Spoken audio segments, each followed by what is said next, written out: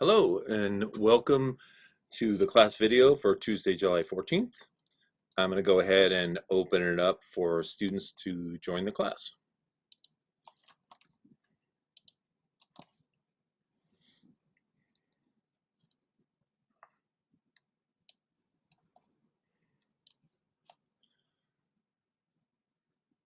Hello, Milo.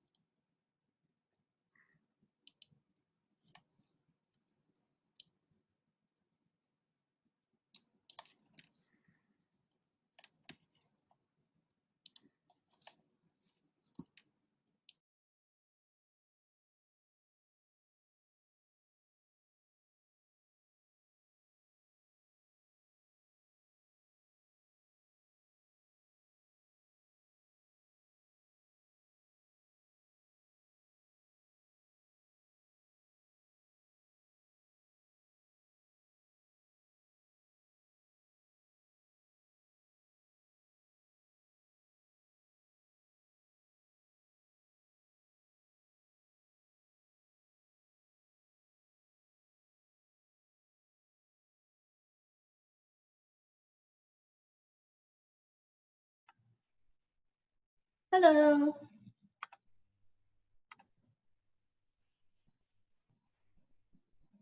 Hello. Hi, how's it going? Okay. How are you? Good.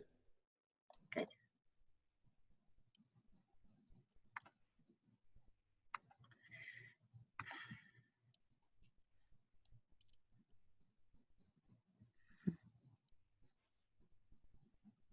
I have a question. Okay. Yeah, it's early. You have a minute of question free time. But I was doing that image trace thing to isolate the little guy. Uh-huh. Um, I was trying to get a mascot, project finished. So do I have to change him in some way other than trace him in and erase all the background? No, I mean, you can do that. I've had to hand erase it because I couldn't successfully erase a lot of the background. Oh, well, I mean, you could also try redrawing him in Illustrator using your pen tool. Yeah, I might try it. I was erasing with the thing, this. This is all this technology is so new that I'm, learning. So I was erasing using the pen tool around, and I would blow it way up and then erase with a little tiny eraser. But I could do that too, but I forgot my question. Other than that, I put drafts, that's it. I put the drafts of what I've been working on in the folder. Okay. So you can tell me, because I tried the little white arrow and get rid of the background, but it was too much shading. So it would just do little eeny weeny pieces. It wouldn't take a whole chunk away. Well, honestly, since we're going to start talking about Photoshop today, right? It's a lot easier to do that stuff in Photoshop. Some things are easier in Photoshop and some in Illustrator. So, we'll talk about Photoshop today, and if you want to use that tool to clean up your Illustrator mascot, that's fine too. Okay, well, you see the draft and then you can let me know. Okay. Thanks. I'll be right back. I was not quite ready for class. How's everybody doing? I'm playing Animal Crossing. Yay! Are you winning? Yes. Sorta. I keep getting sea grapes and seaweed. I have never played, so I got to learn how to play that. It's fun. It's cute. I have only the cutest characters. Do they look like me? Not at all. Do I care? Not at all. Hey, Kim, what's this little tattoo on your right arm there? So one is a little dinosaur and the other is a penguin. They're cute. Did you design them? No, I had gotten them with my mom back on St. Patrick's Day. So the place where we went is the place that designed them. Okay. Mom and daughter tattoo day on? Yes. Okay. On Mother's Day? Okay, St. Patrick's, but. St. Patrick's. My mother would. That was the only day that we both had off. Oh, my mother would have shot both of us if I suggested such a thing. My mom and I had shoplifting day. We would go. Awesome. My mom took me to a bar when I was 16. Does that count? Only if she left you there. I know, right? No, she was very cool, but she liked the music. So the bouncer goes, "Is she 18?" And she would just straight face, "Oh yeah." She wanted someone to go in with her. Yep. But see, the music was okay. Tattoos, no. I probably would have got shot. Okay, no, tattoos are cool. My mom has a whole bunch of tattoos, so we had to search for a spot on her that didn't have a tattoo so she could get the moon that she did, which ended up right here. And then she has one that's similar to mine, but it's a little coffee monster. Cute. It's holding a little cup of coffee that's the size of it. And it just looks really grumpy. It's so cute. I heard those are expensive. Tattoos? It depends on where you go. So where we went, they donate all their profits to charities and stuff. So they had little tiers. So there was a red box that was $20, a blue box, which was $50, which were both of mine. My niece designed her own tattoos, my twin sister's daughter, and she's got, a leg, everything. Yeah. But she did draw them. Interesting. Okay, I'll be right back. Yeah, and then I have one on my back, which I could actually probably show off, maybe, possibly. Can I? Sorta. Not really. It's hidden by my shirt. But there's another one.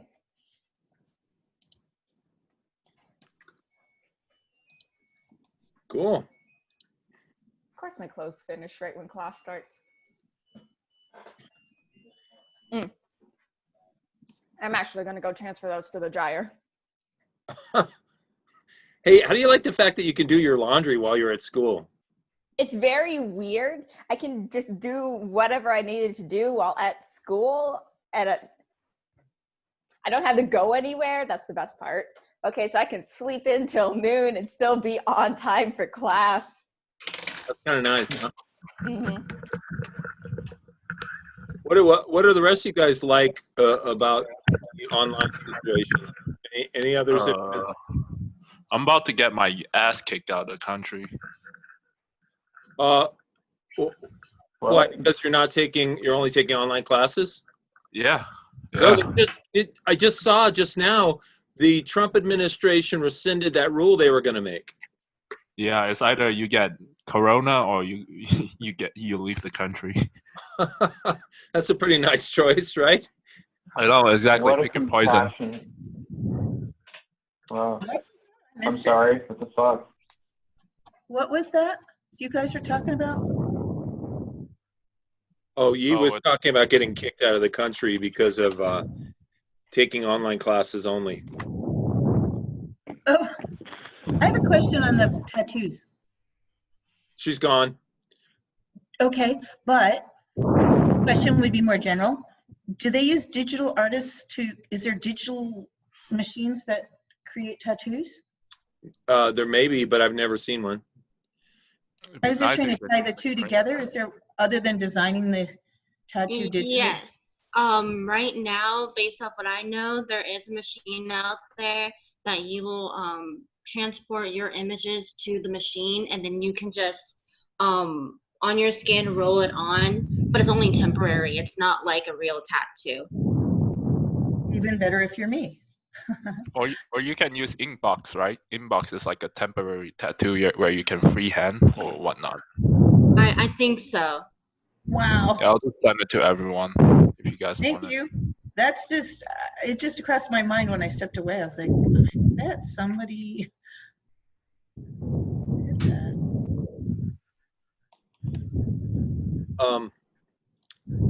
I've got some serious Darth Vader breathing going on right now. Luke, I am your father. Okay. Yeah, I know you're traumatizing me. Luke, I'm your father. Okay, let me see.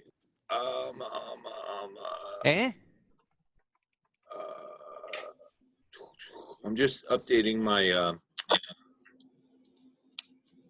my attendance with somebody who just came in. Here we go. All right.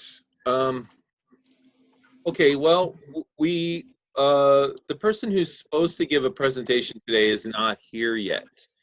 So they may show up in a moment.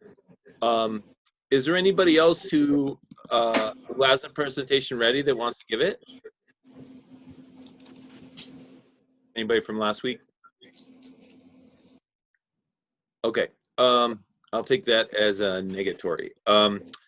Okay, well then we will go on to the next thing that we're going to do. So we're going to start out by looking at any work that you guys have done since yesterday.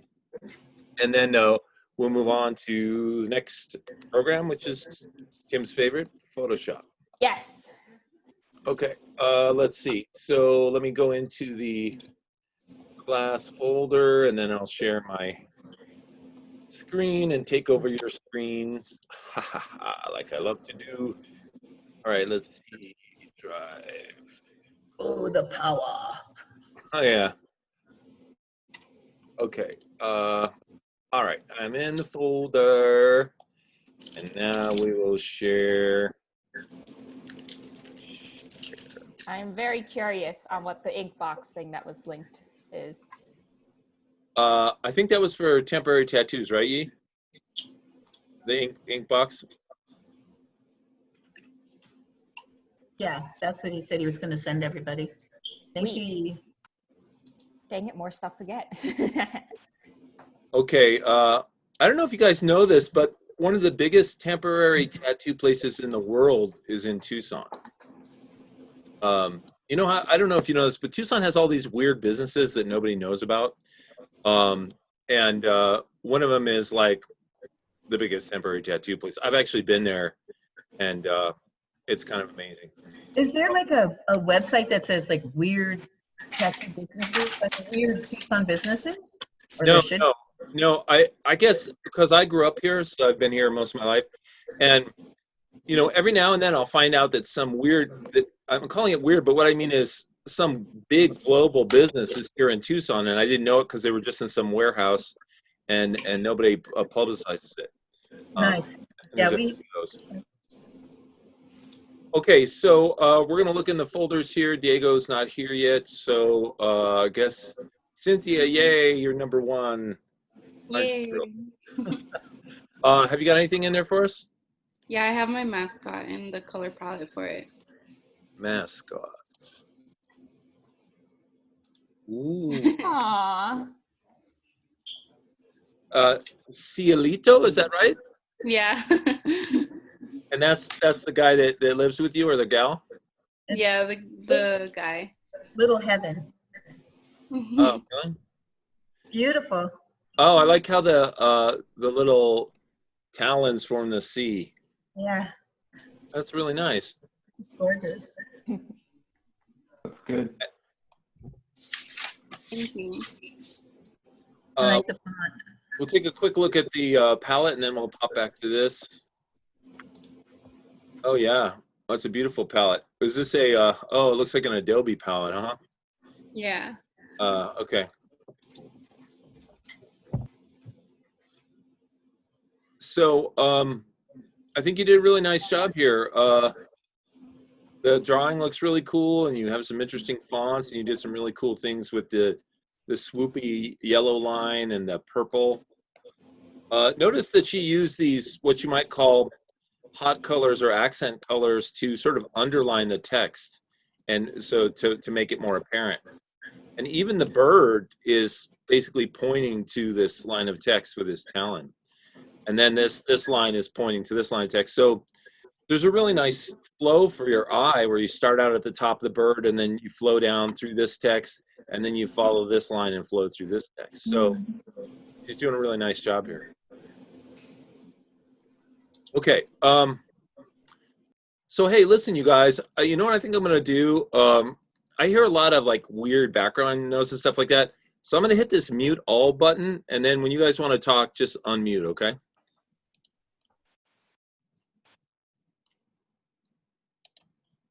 Okay. Let's see. Let's hope I didn't mute me. No, it looks like I'm the only one talking. Hey, this is great. I'm the only one talking. Anyway, yeah. Just if you well, okay. If you want to say something, just pop in, right? But then maybe mute it when you're done talking, so we don't get all that background chatter. Okay. So that looks great. Nice job, Cynthia. Have you got anything else for us? No, I think that was it. Okay, looks good. And then, Adrian, I noticed you came in. How are you today? Good. Like, even something weird happened today. Like, remember that I said that my cat broke. Remember that you said what? Remember when I said that my cat broke my tablet? Yeah. Okay, so I got a replacement, but today I also tried to fix it, and I actually fixed it. So I guess I got two. Yay! Okay, so Have a backup for when the cat breaks it again. I'll take one. Well, I don't like when he enters my room, so I'm gonna try to make sure that. Oh, also, well, if it's not my turn, but I will say I do have some things to. Oh, is today my Yes. wonderful presentation? Yeah, are you ready to do something? Yeah. Okay, well, why don't you go ahead? I'll let you take over the screen. You can share the screen. And then when we're done, oops, crap. Hold on, I gotta share my screen again and then unshare it, and then I gotta go to. No, I don't want to share the screen again. Sorry, guys. I want it to allow me to. Okay, I just want it to allow me to let other people share. There we go. Advanced sharing options. All participants. Okay, great. All right, now you should be able to share your screen, Adrian, and do your presentation. Okay. Let me just get ready on this side.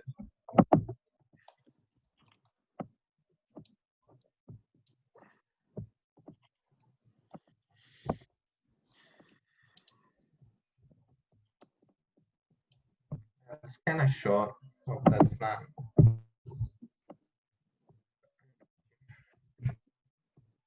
Okay, can you guys see it? Okay, I can see it. Okay, so my presentation is on vector art. So the history of vector art, vector graph formulas calculated by computers. Vector art was invented by Ivan Sutherland back in 1963. He was a pioneer of computerized graphic design. He developed a software named Sketchpad, and Sketchpad is like a grandpa of Corel Art, Corel Draw. Not sure if you guys heard about that one. Vector graphics first use was in the 60s to 70s. Vectors were the only way to make graphics at the time. Later in the 80s, raster graphics technology became more popular than vector graphics. Adobe Illustrator was released by Adobe System Incorporated in 1987. Users can create refined drawings, design and layouts. It was one of the many innovations that revolutionized graphic design. And like I was fascinated to see how like old it was. I didn't realize it went back to the 80s. And looking at it, it became way more complex nowadays.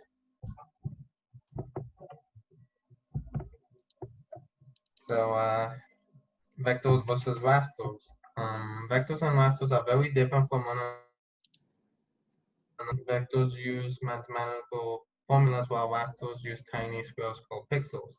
Both have their strengths and weaknesses. Raster graphics are great for creating highly detailed images in a raster image. All the pixels can be different colors. Rasters is better for photo editing and digital painting.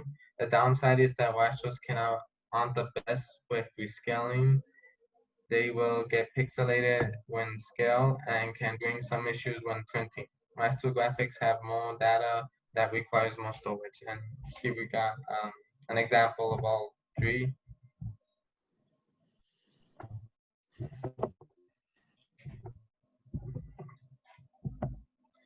Vectors.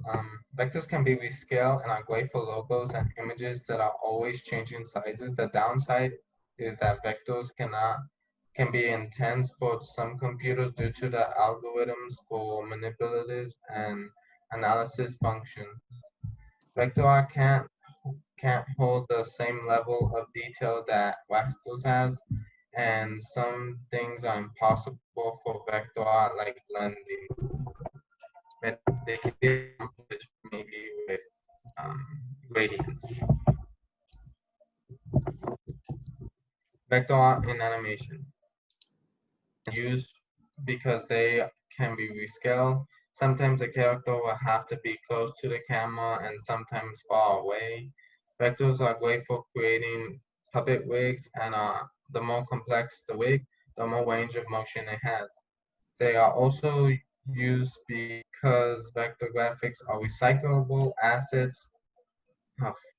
Recyclable assets can be created and reused, for example, special effects and props. And then here are some shows that use vector graphics. I'm not sure if you guys heard of any of these.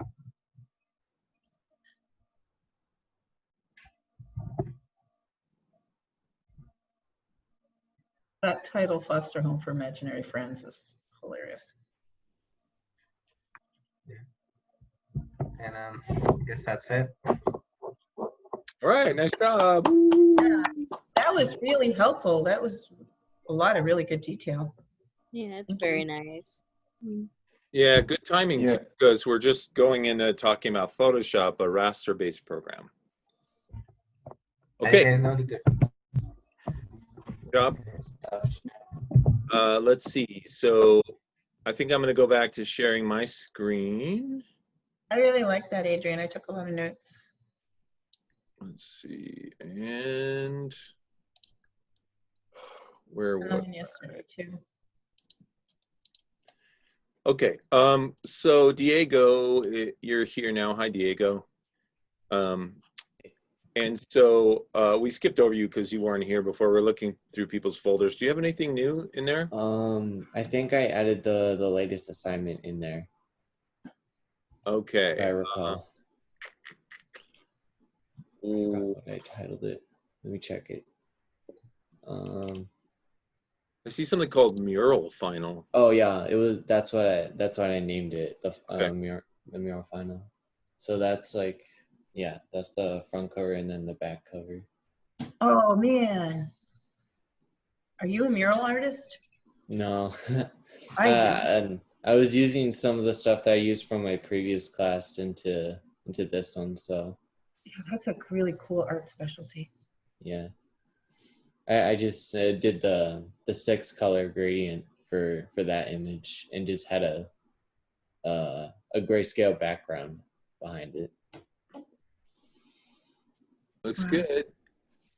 I really like your masthead here, the colors in that. Thank you.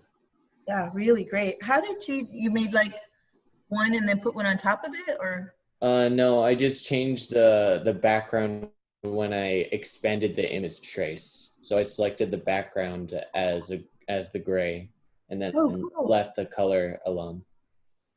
Okay. Is there like a lizard made by the squirrels? I don't know. It's supposed to be a woman. It's just a woman exposing herself. I'm not sure I see everything that everyone else is seeing. I see one page, I don't see two. Yeah, it's part of the illusion in the color gradient. But in the actual mural, you see it. But oh, interesting. Oh, okay, I see that. Can you go to this?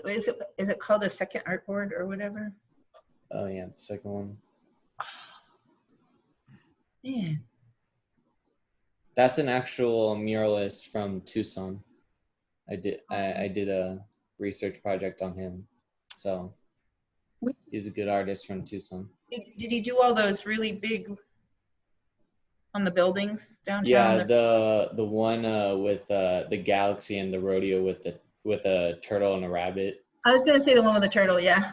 Yeah, he did that one, and he's done stuff all over Arizona and all over the U.S. that like is with lizards as well. Wow. Hey, Diego. Yeah. You said you did this, like you did a research project on him last semester? Yeah, it was a project involving like interviewing with or just asking a question from the muralists around Tucson, and just it was like about art history. It was like a basic art 101 class, so it was just okay, yeah. somebody. Because I happened to have like I had to do that too. I was just wondering if we might have possibly had the same professor. Oh, really? Was it Shelby Miller? Yeah, it was. Yeah. Shelby? Yeah. Hey, cool. Yeah, that's real cool. Was it? That's funny. Small campus. Well, this looks really good. I'll tell you something that I'll mention sort of repeatedly, which is your text up here, your headline is a little big, and see how it's getting really close to the edge? Oh yeah, I was trying to see if it would like, I didn't see how big the artboard was on the second one, so I'll make that readjustment. Okay, but it looks really nice, and I like the way that you trace this image here with 6 colors or whatever to make it something interesting. Yeah. Cool, looks great. Thanks. Now, one last question. Is muralific just a word that you came up with? Yeah, I was trying to come up with a magazine title and like what would be something that I would use to just be like something like pop or something like that. So that's cool. And you did cool. the line under the title and the 2 dots that draws your eye to it? Under the title. Yeah, I did that. That's, I guess we were talking about, the teacher was talking about that yesterday. That's a good thing to do to. Nice. Okay, so where were we? We did Cynthia. Eric, have you got anything new in your folder? I'm gonna have some new stuff, or pretty much everything else, by the end of today, I think. Okay. I mean, I have my mascot done. It's just I have a few lines that are a little funky. Okay. Well, maybe you want us to check in with you later, maybe. Yeah, yeah. I'll upload what I have right now, just so everyone can see it. Okay. I'll go ahead and do Carolina, and then we'll come back and check out your thing. Carolina, anything from you? Yeah, I think I have my mascot up there. I remember uploading it. And I have the color things. Your mascot and your palette? Yeah. All right.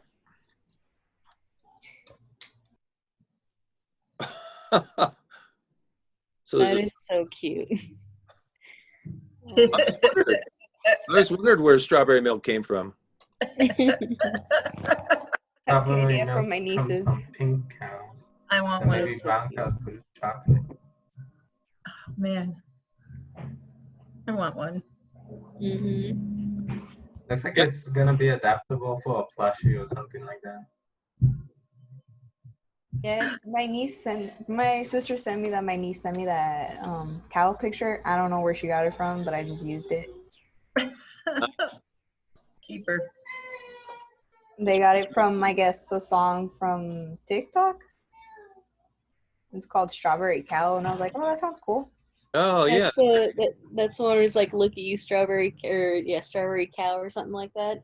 Yeah, I was like, oh, that is so cute. That's so wholesome. Very nice. I like the colors. And then let's see, your palette is. I used two different palettes for it. I see 3 of them. So, They're did you use multiples? sort of, yeah. I used that one and that one mostly. Okay, and then this was just another one you were considering. Yeah, I just didn't know how to apply it. Just kind of combine those two. Cool, those are great colors.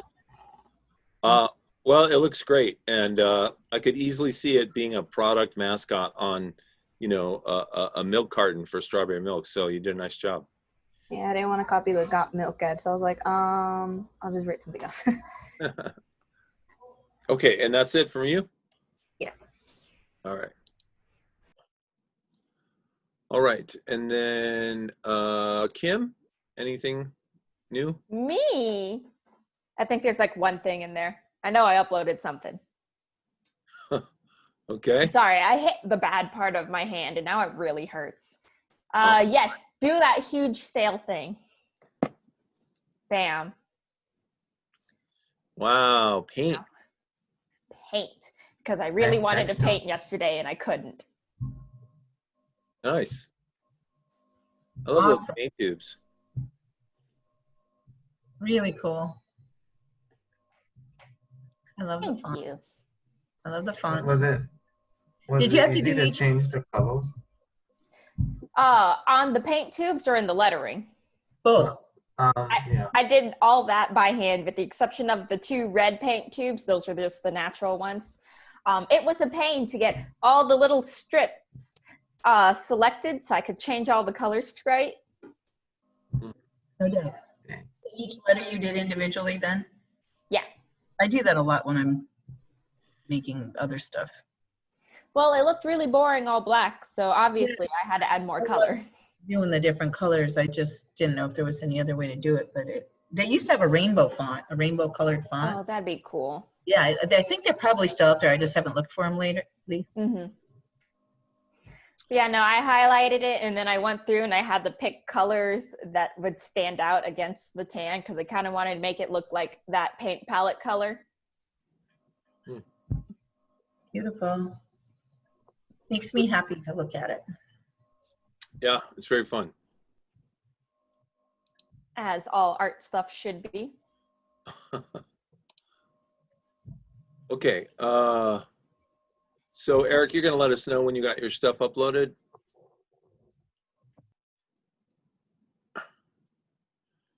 I take. Oh, sorry. Yeah. 1 second. I'm about to do it right now. Okay, yeah, just let me know. Okay, so Luke, Luca Beta, have you got anything new?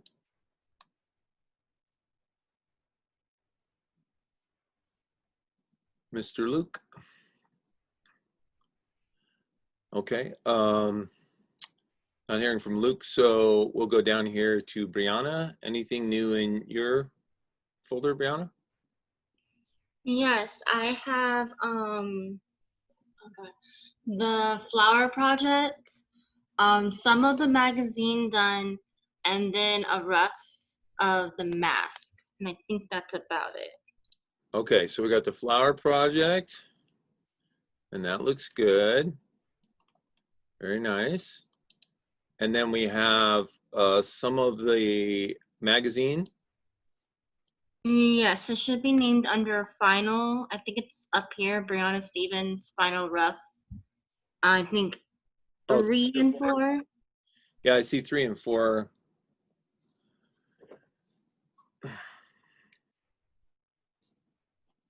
Is that a cosplay of I don't remember the name of that character, but it's from a video game, huh?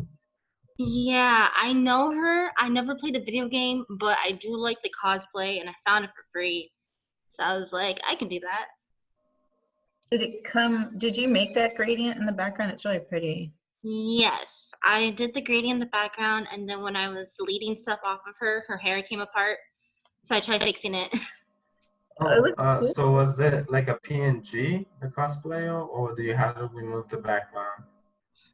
It was from Pixels. It was actually the cosplayer, and then I did the line art thing, and I deleted everything around her.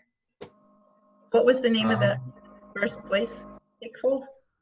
I believe it's Pixels. Pexels. I can put it in the chat if you need me to. I remember it now. Thank you. Thank you. Okay, yeah, it looks great. Very nice. And then the next one is another rough. Mm-hmm. And this is for the actual article itself? Yes. Evil. Wow, looks good. It's awesome, but so evil. Does the text be like not covering the face? Like in the negative space, is that's where the text gonna go? Yeah, I was messing around with it right now, and it doesn't look good with it on her face, so I'm just kind of trying to make it go around her face. Yeah, it looks great.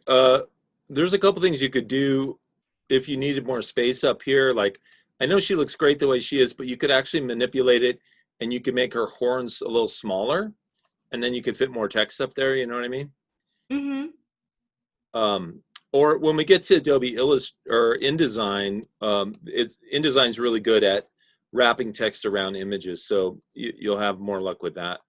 But yeah, they look great, really nice. Yay. Okay, and then the last one was a mask. Is it this mask thumbnail? No, it's it says Brianna Stevens mask PNG. Mask JPEG? Yes. Okay. For my mother that wants me to do it. That's funny. I'm still working on the lettering. But she should hopefully be done by Wednesday. Okay. Is this like a WAF?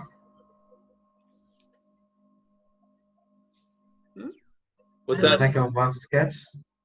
Yeah, I was trying to figure out, because I didn't want to do like the typical afro, since everyone does the afro. So I was trying to do a hairstyle that would actually look good, but you can tell that she had like natural hair. I don't even know. My mom told me what to do. Because the way that came through to me like right away. That whole what you just said. I love that you put the hearts in the background. That's very sweet. Because the way it kind of looks like if it was made with like on a chalkboard. Maybe you can go for that style or something. I like a bit open look. Ooh, I like that. I'll think about it. Hey, Brianna, you might try this when you're doing your next iteration of it. try taking the word black and make it the same color and the same size as mom's. Okay. So that the black and the mom's are like the same, and then the word rock can be different. Okay.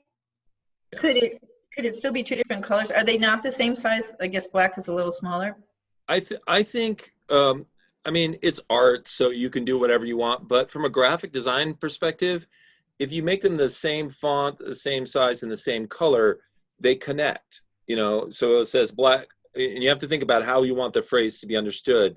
You don't want the word black, or okay, the way I'm reading it, I don't want to read it like black moms rock. I want to read black moms rock, right? So if black and moms are the same, you read it sort of continuously, and then the word rock is different, and that becomes the emphasis.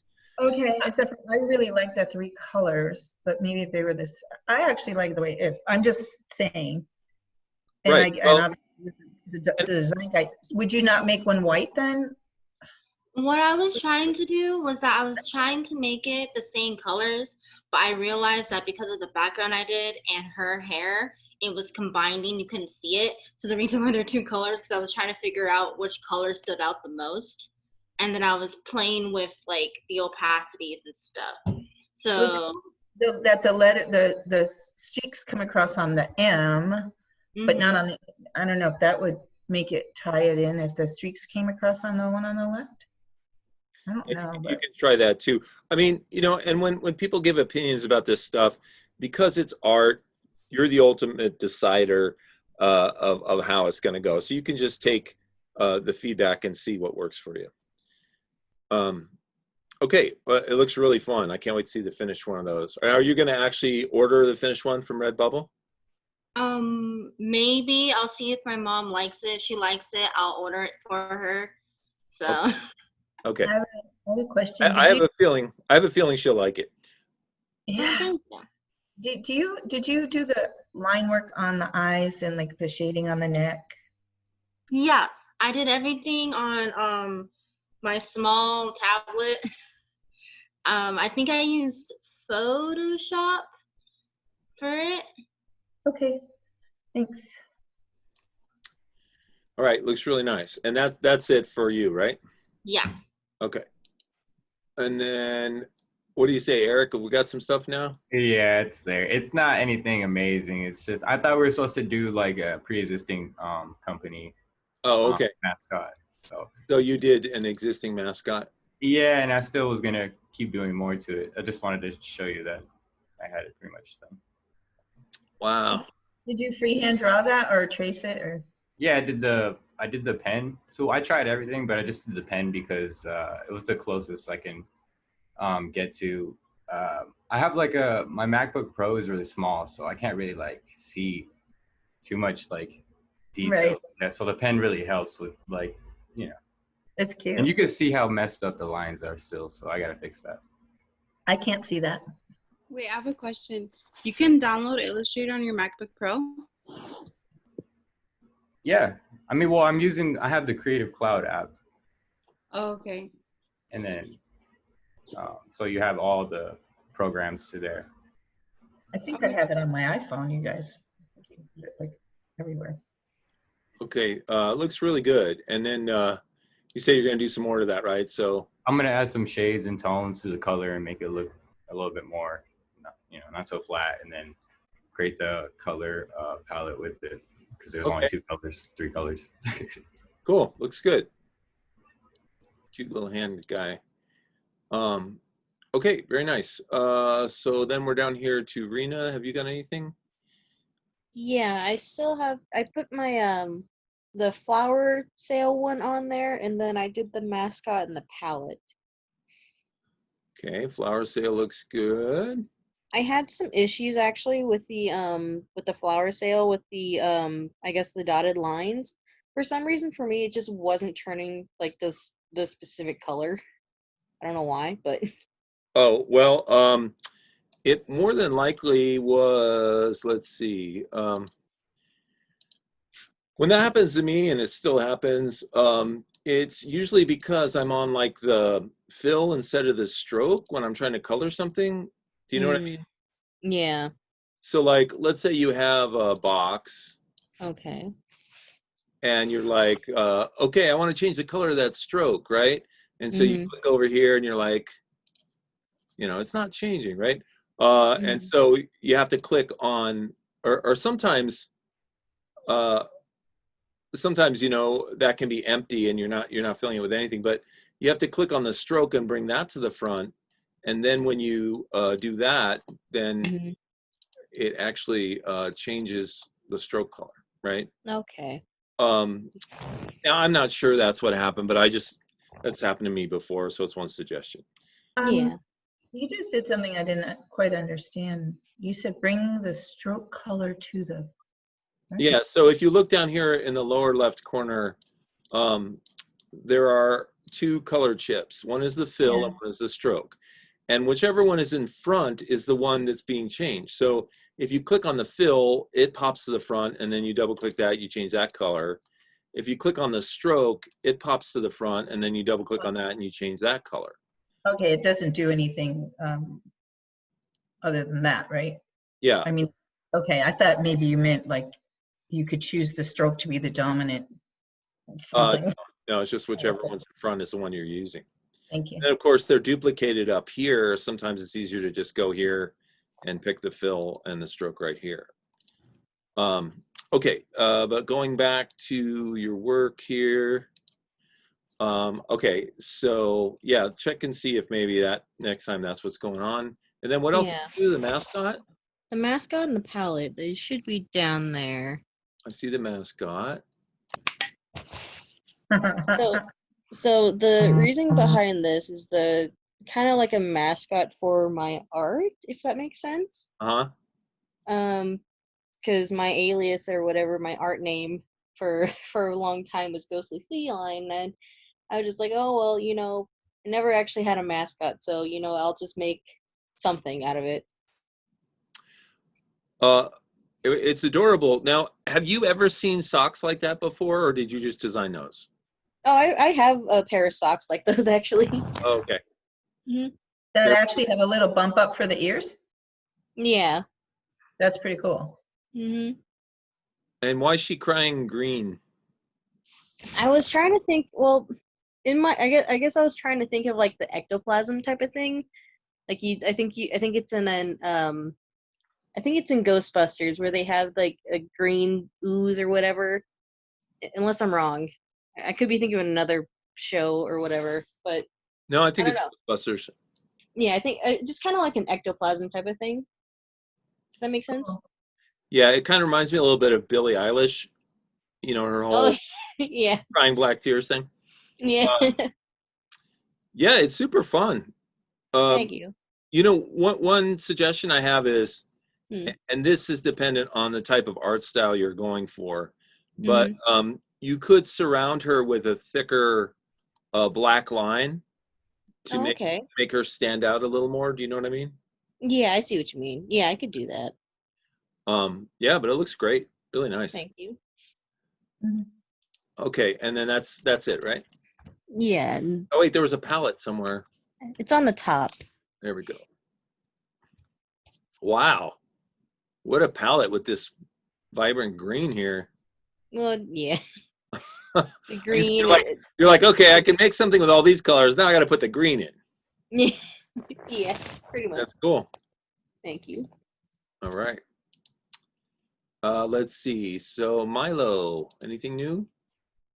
Yeah, I got see the magazine down there at the bottom. Magazine ping. Yeah. All right. Okay, we'll see. We'll take a look at your cover first. Okay.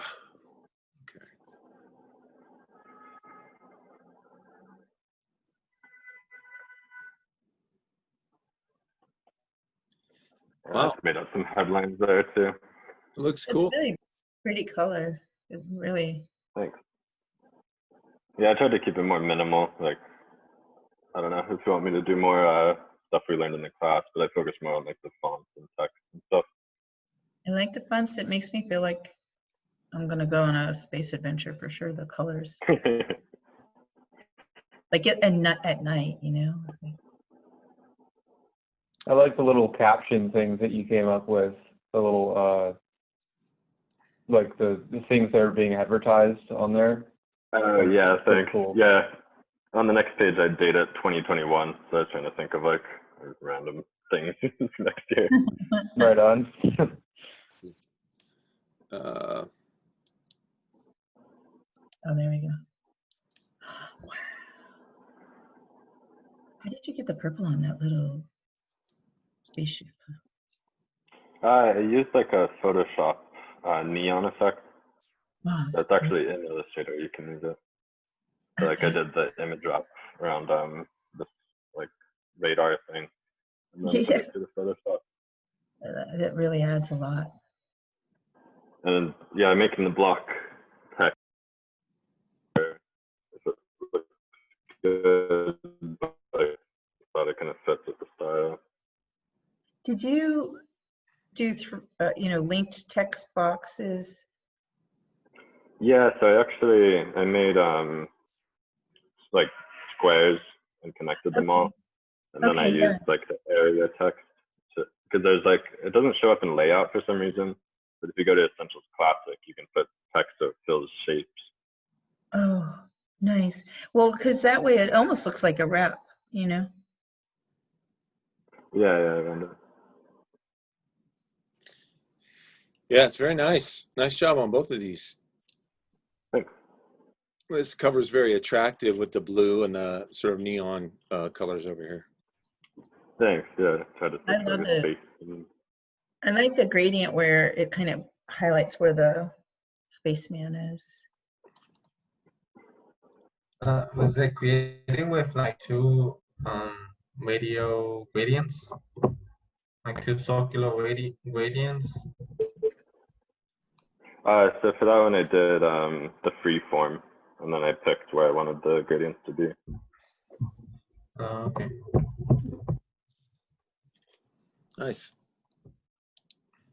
Cool. Okay, so that was Milo. So Adrian, anything new from you? Yes, I updated my mascot, and and then I did the magazine.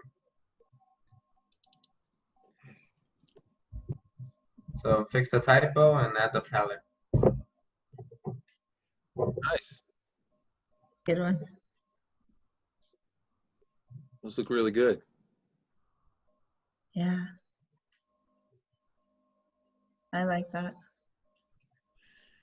I have a suggestion for you. Do you know what overlap is when it comes to drawing characters? Have you heard that term, overlap? Yes. Okay. If you added a little overlap, and specifically what I'm talking about is just some of these appendages, like if you took this line that is his foot and you drew it in a little bit here and in a little bit here, and then you gave him a little bit of a line here and some little lines to represent knuckles, it just further defines his body parts, you know? Yeah. The only thing is I struggled a lot with sometimes in doing that because I don't know how to connect one path or stroke to another one. Right. So they won't register or anything like that, and it just got frustrating. So I just went, Okay. Fair enough. And when you're first starting out with the pen tool, it is a little difficult to do advanced stuff like that. But he looks really good. He really is there like a magnet tool? Because in Flash, there's this magnet option that when you connect a line to another line, you connect them together. Is there something like that for Illustrator? Well, there's not a magnet tool, but if you're using the pen tool, like let's say that there was a shape like this or some line, right? And what you wanted to do was you wanted to connect a new line to the end of this.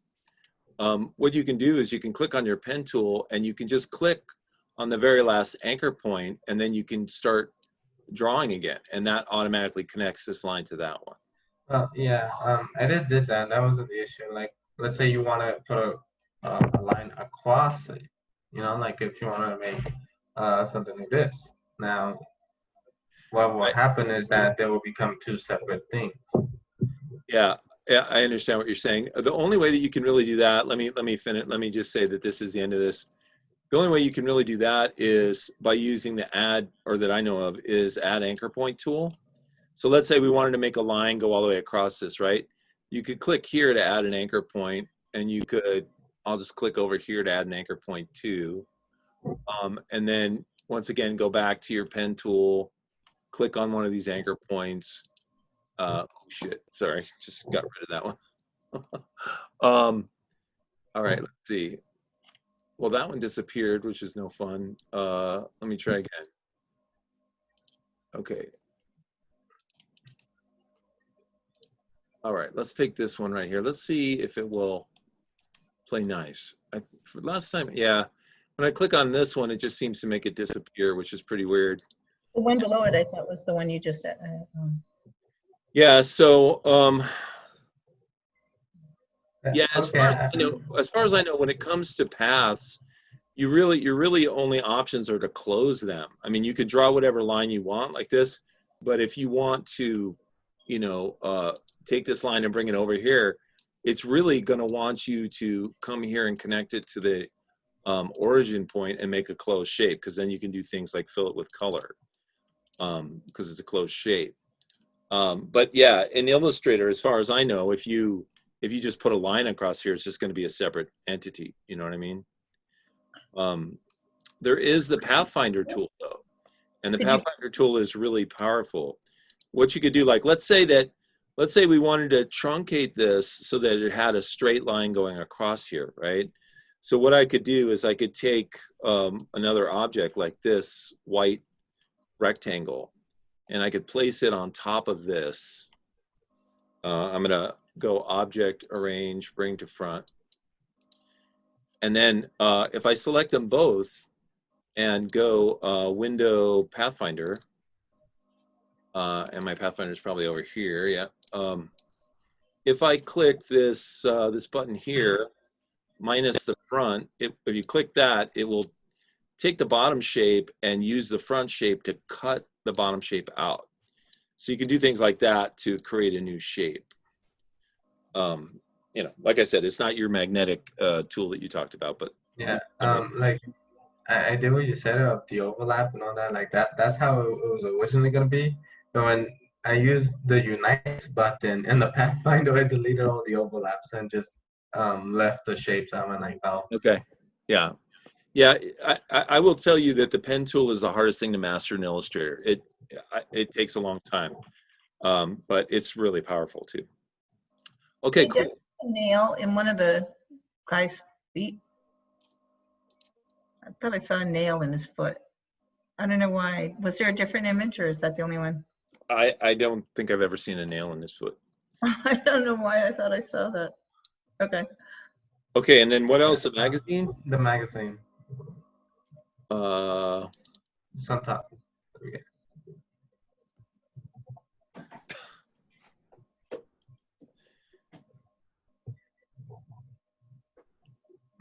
I'm gonna subscribe. Oh. So I just I didn't want to just put I wanted to put headlines, so I just put things that I would probably see on art articles. Yeah, I think it looks really great. I love the colors. And the first article. Yeah, and the font for the magazine title is perfect. Yeah, I Google searched a ton of references, and I noticed that the word that attracts people the most, they put it in red and they make it big. Okay. Oh yeah, that's a note. That's why the McDonald's arches are red. People see them. Yellow. Okay, and then here's your first page, or a page of an article. Yes. Nice. How did you get that cool, watercolor bleed down the paper? That is. So that was a picture, and what I did is I put it there, I vectorized it, and then I made it transparent. Very nice. Yeah, really, really pretty. And I also put the wet rectangle because I do use something like that just to make sure that the text isn't too close to the edges. Yeah, good. It looks good. All right, very nice. Okay, so Claudia, anything in Claudia land? I'm working on the cover right now. Okay, so we'll come back to you. Yeah, thank you. Mia, anything? Yeah, there's 3 draft things. Those last 3 draft things that just me trying to do the image trace, my mascot, and part of my magazine draft. So I just got rid of the background on that guy, and I'm sure you guys are dying with those crumply edges, but this is all new to me, so I was trying to hand erase the background. That's Frankfurter. He's the sidekick to the other guy. If you go to the next one, my mascot, but I'm still. That's what I'm saying. I had to erase all around him, and I don't know how to change. Like, there's some dark green in there that I wish was orange, but I don't think I'm gonna. Okay. I might be able to fill in. But what do you think as far as a mascot? What do I have to do to make that count as a submittal? Let me download this guy. I think the position, like its posture, is pretty good. Like he was sitting on a. Thanks. He was sitting on a pillow, and there was a green pillow under him, and there was this wall that I thought was off-white. Well, forget it, because it's a stucco bump wall, so it had a gazillion shades. So I couldn't erase it because there was the computer recognized every little midget shade, so it was like a dot at a time. So I just started hand erasing it because I wanted to get it done. I mean, I think he looks pretty good. It is hard what you're doing, going in and cleaning up all the little vector things. You could go in and, you can see when you really zoom in close that there's a lot of junk here. And, like I said, we're going to be working on Photoshop. And in Photoshop, it's much easier. In Photoshop, you can do something like, okay, well, just take a look and notice how there's these little crumblies, the green crumblies here, right? I don't know where I came up with the word crumblies, but I know exactly what you meant. If I select this whole thing and go into Photoshop, and paste them in to a new document. Okay, hold on. So select the expanded and paste them into Photoshop. Okay. Yeah, so one of the things that I can do here is I can click in the white area around him and basically select all the white around it, right? And then I can do something called select inverse. And what happens is right now I have all the white selected, but if I select the inverse of the white, the opposite of it is him. So I click that. Now you can see that the what's called the marching ants or the marquee is around him. Now what I can do is, and this may not be exactly what you want, but this kind of shows you how much easier it is to clean things up in Photoshop. If my goal was just to get rid of a few of these little bits on the edge, I could take my selection, which is him, and I could modify it. I could do something called contract. And I could basically take the selection, which is him, and contract it by 2 pixels, which means it will pull in, it will choke in towards him 2 pixels. Now watch what happens to this line when I say contract by 2. You could probably see it right down here really easily. See how it went in, right? And so, and that was kind of a lot for this guy. So I'm going to do it again for just 1 pixel. But if we go contract and we say 1 pixel and we go okay, see how it just goes in a little bit off the edge of him? Yeah, I totally get this, and it's making me laugh. Now watch what happens. Right now I have him selected, right?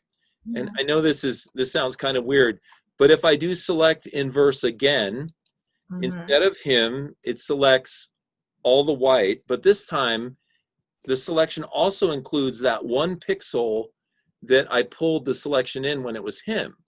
So Right. now, see these little green extra thingies here? Yeah. If I hit delete, it takes care of them. It gets rid of them.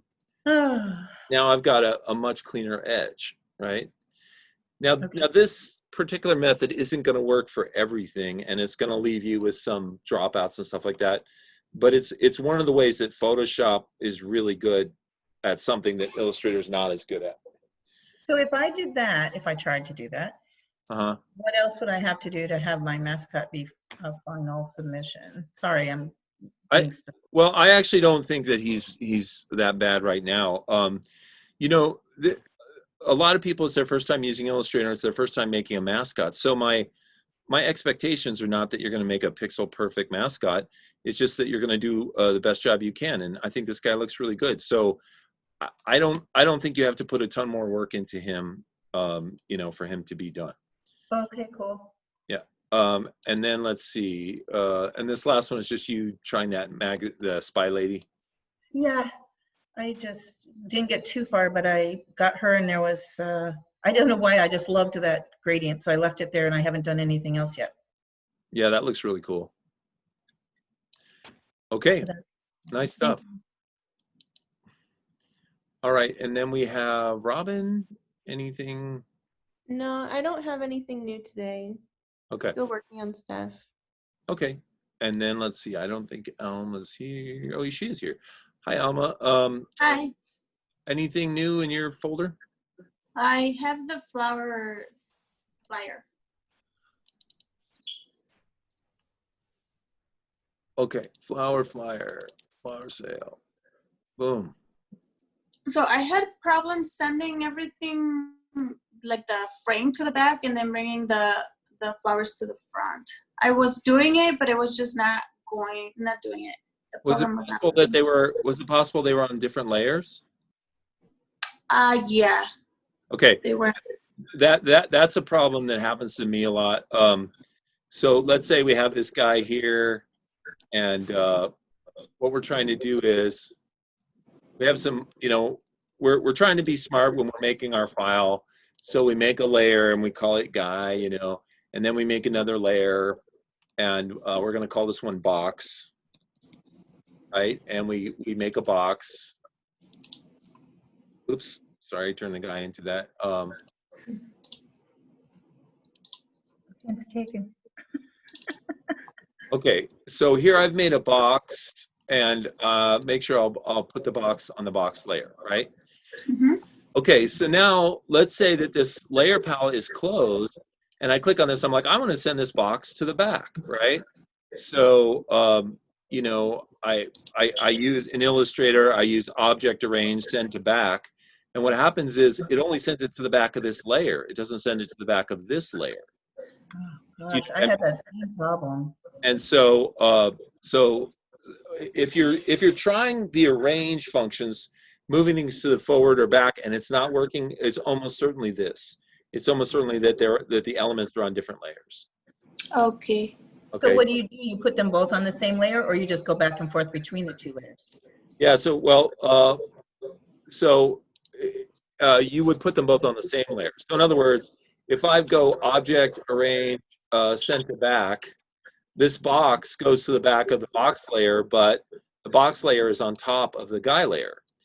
Yeah. So in order to get this to work, I can click on this little meatball here to select the box, click on the square and drag it down to the guy layer. Now the box is on the guy layer, and so when I go object arrange send to back, he actually goes behind it. Oh, okay. Mm-hmm. I was stuck on some too. It would work on some and not others, and I was like, what am I doing? Yeah, I mean, and a lot of it is because, you know, you have this closed and you make an assumption that everything's on the same layer when actually, you know, you've put it on separate layers, so you have an individual control over everything. Thanks. Okay, so next we have, let's see, anything else from you other than the flowers? No, that's the only one. Okay, looks good. And let's see, we're down here to Yi. Anything new, Yi?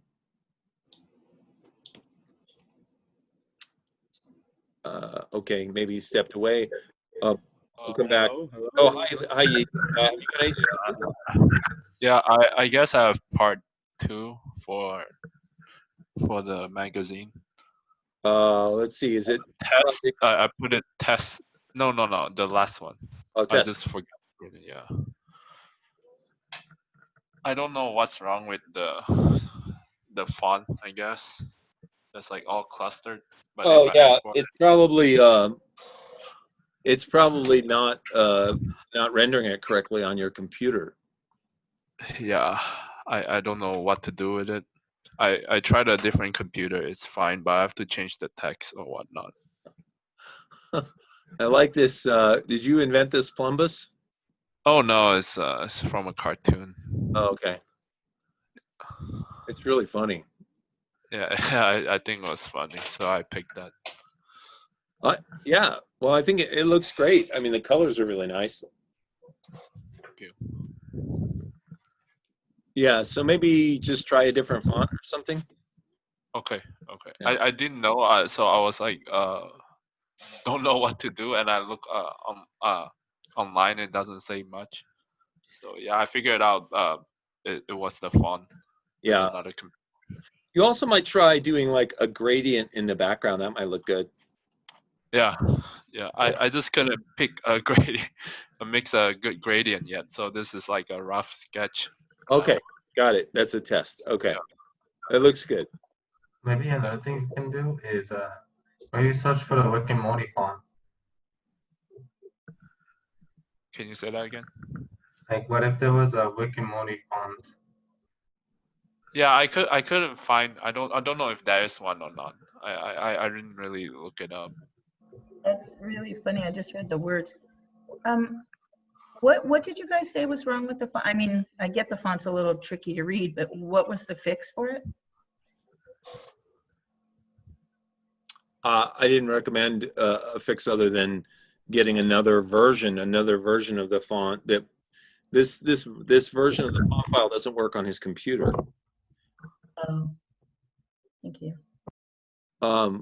I think that font is Copperplate Gothic. Am I correct? Correct. Yeah. So you probably just have a bum version of it. So see if you can get a good version. When I type it in that that font, it was fine. The only time that I had a problem is, I think this is what happens, is because I group everything together and try to resize it to scale it, and that is where it went wrong, I think. Oh, interesting, huh? Yeah, that's my because that's the only thing I did. I did it with the group and create outline, and then I could resize. Is that not? Yeah, you can do that. Yeah, well, it sounds like he knows what the solution is. So all you have to do is get everything small and then just retype it at this size, right? Yeah, I think the size is like, let's say the font is only able to handle size 12. I'm on 12.01 or 11.97, so it's all messed up. So it's freaking out on you. Yeah, that's what I think it is. Okay, it's probably correct. Yeah. Okay, looks really good. Anything else in there? No? Okay. No, that would be it. Yeah. Okay, and then Luke Mitrell? Yeah, I have updated mascot and the magazines.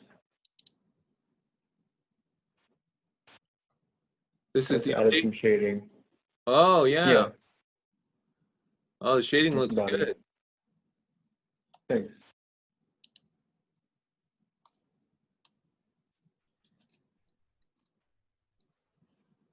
Do those shoelaces look better? Yeah, it looks like did you make like the boots a little lighter so we could see the shoelaces?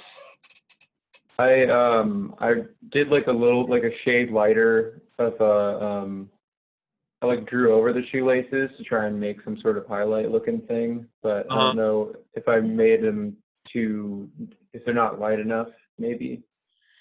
Yeah, that's my opinion. They could be lighter or bigger or somehow pop the shoelaces out a little more.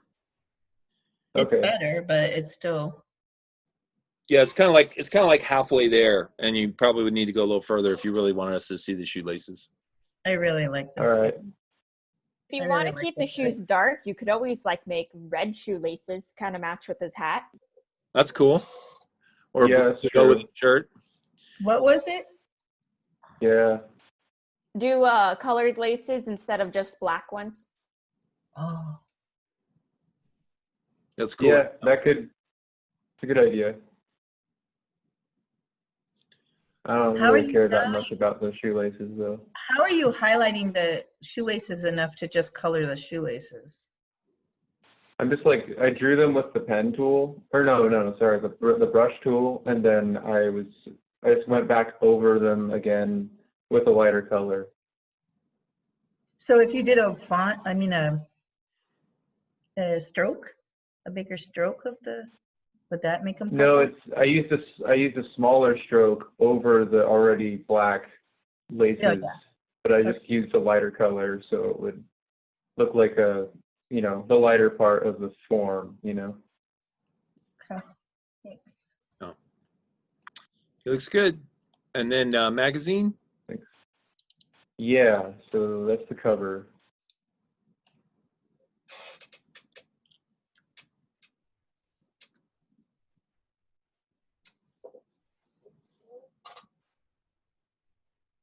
It's cool. It's a picture of a band, like a friend band. Back in, that emblem looks sort of Native American-y. The guitar. Cool. Yeah, it's almost like Southwesty. Yeah, I kind of got that feeling a little bit too. Maybe not necessarily Native American, but kind of like Southwestern, kind of Mexican American possibly.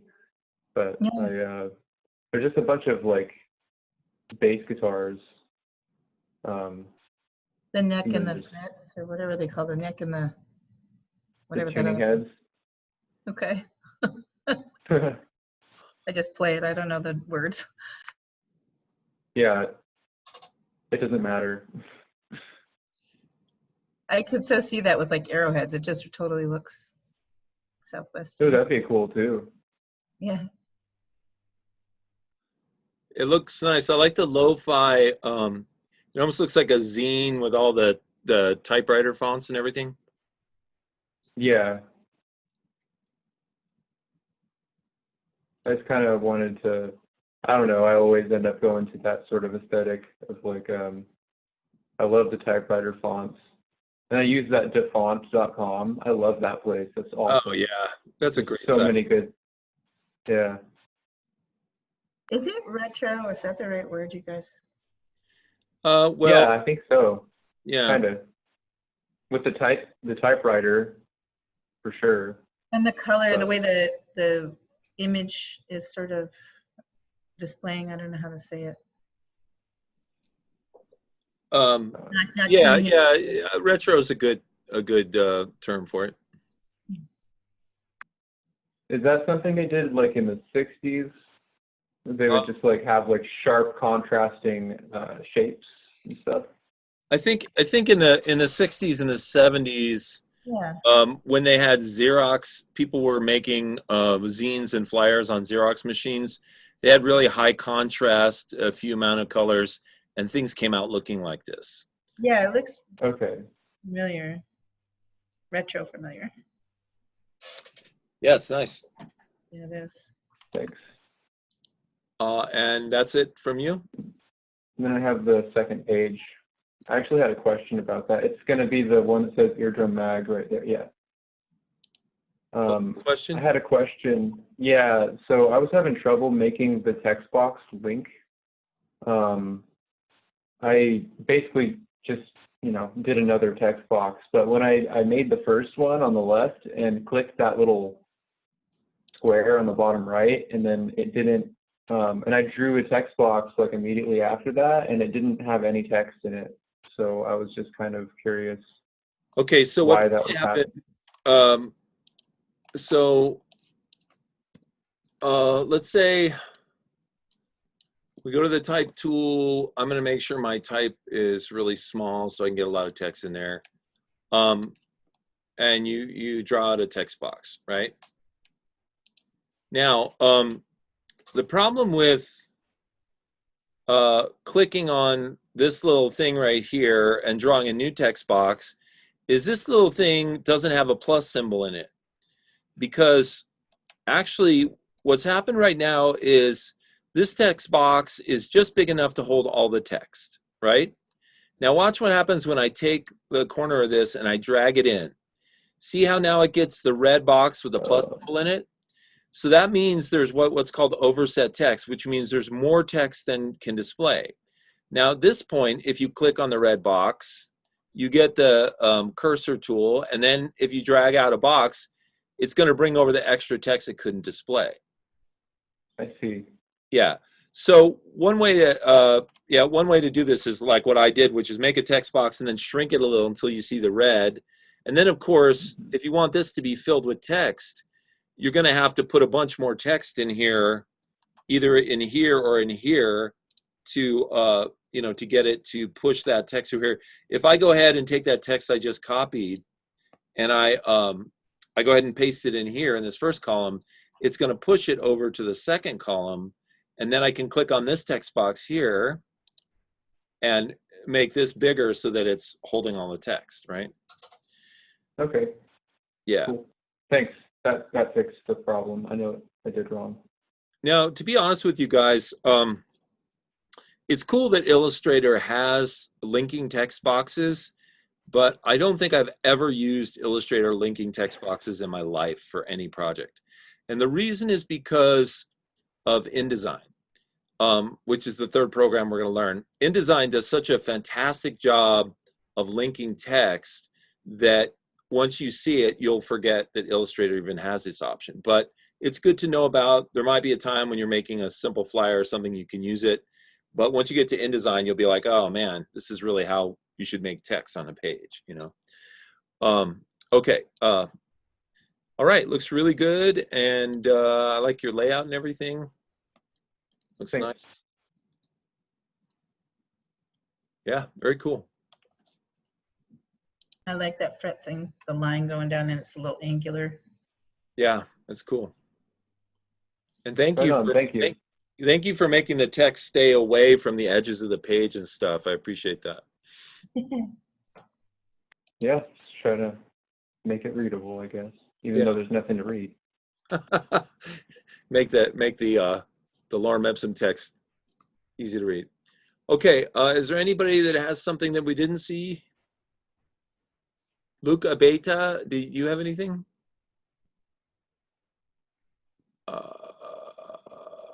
I think not. Okay. All right. Well, good job, everybody. Everything's looking really good. We've been talking for a little while, so why don't we take a little break? It's about 2:12 now, so why don't we reconvene at 2:30, and then we'll go ahead and we'll start looking at Photoshop. Thank you. You're welcome. Let's see. We'll start working in Photoshop, he says, as if I haven't been in Photoshop this whole time. Kim, the first rule of criminality is don't tell on yourself. Hey, Yi, I just saw your question from the chat, and I'll do that when I come back, okay? What's that, Kim? Bold of you to assume this is a crime. Well, I know, I didn't use the right word. Misbehaving? That's not right either. I don't know. Pick a word. To be fair, I am working on the mascot. So at least I'm getting work done. No. Okay, hello. We are coming back to class at this point. Anybody out there? Is it just me? Just you. I'm here. Okay. You wish. I wish. Okay, so let's see. Yi, are you back? Are you here? Yeah. I'm Okay. still waiting on.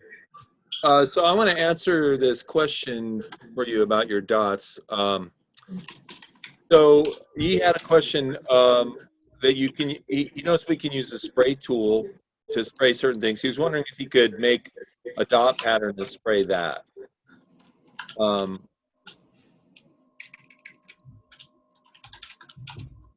Okay.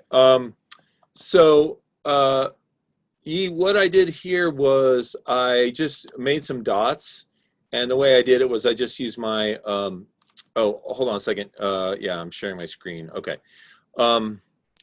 So I made these dots, and I just made them by you know, holding down my elbow key and doing this kind of thing. And I made a little bunch of them here, right? Now what you can do is you can select all of those, and then you can open up your symbols palette, which is under Windows Symbols, right? And what you do is, you know, the symbol palette is where you can load in libraries like your flowers and everything. But you can also make brand new symbols, which you can then manipulate with the symbol tools. So if I make a bunch of dots and then hit this button right here, which is the Create New Symbol tool, it will create a brand new symbol. I can call it dots. And there it is. You can see that there's something called the dot symbol, right? And so now what I can do is I can go over here, I can click on the sprayer tool, the symbol sprayer tool, and I can just start spraying my dots everywhere. So, you know, and obviously if you had a more random pattern, it could look more like stars or whatever as you were spreading this across the sky, which I believe was your original intention, right? That's really cool. Yeah. So you can make basically anything you create in Illustrator, you can turn into a symbol and then use these symbol tools to mess with it. So I have to resize it before I turn it into a symbol, unless I want it to be that size. Or I can scale down with that tool. What was it called again? Symbol sizer. Yeah, symbol sizer. Yeah, there we go. Hey, I actually, sorry to interrupt, but I actually found a way to make those into objects and just move them around. Okay. With like the select tool. So if you like select the whatever symbol it is, and you go to objects at the top. Oh wait, you want me to spray the symbol first? Right, there has to be a symbol down first. Okay, so there's my symbol. And then then you select the symbol, and then you go to object, and then expand. And then, yeah, okay. And then you can just size it up with your selecting tool and so basically you move it around. You turn it from a symbol into an object. Yeah, you size it first. Yeah. So Okay. I found it's like way easier than using the shifting tool or whatever, or all those tools for just the symbols. I think the symbol tools are basically useless. I don't really use them. Okay, cool. Thank you so much, Luke. That's very helpful. Yeah, no problem. Okay. All right. So we are going to start talking about Photoshop.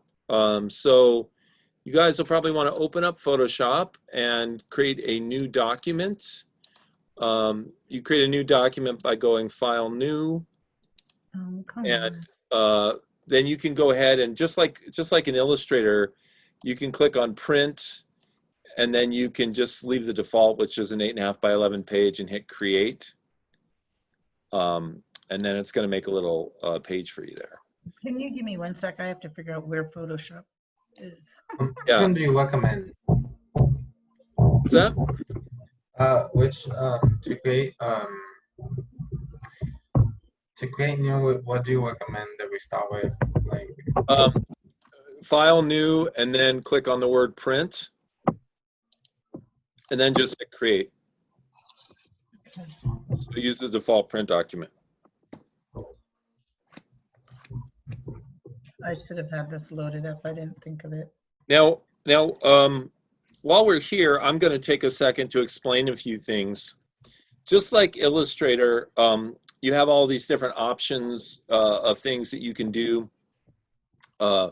Create for print, create for the web, create for mobile, right? And then you have options over here for things like the size of your document, the orientation of it. But then this is a really key one when it comes to Photoshop, the resolution. Now resolution is how many pixels per inch something is. And if you're going for print, it's usually at least 300 pixels per inch. And if you're going for the web, watch what happens to this resolution when I click on the word web. See how it changed to 72 pixels per inch? So that is one of the big distinctions between creating for the internet and creating for print, is that there's a lower resolution on the web stuff. So keep that in mind when you're creating things. Now also, with that distinction is also, there's something called a color mode, which is different.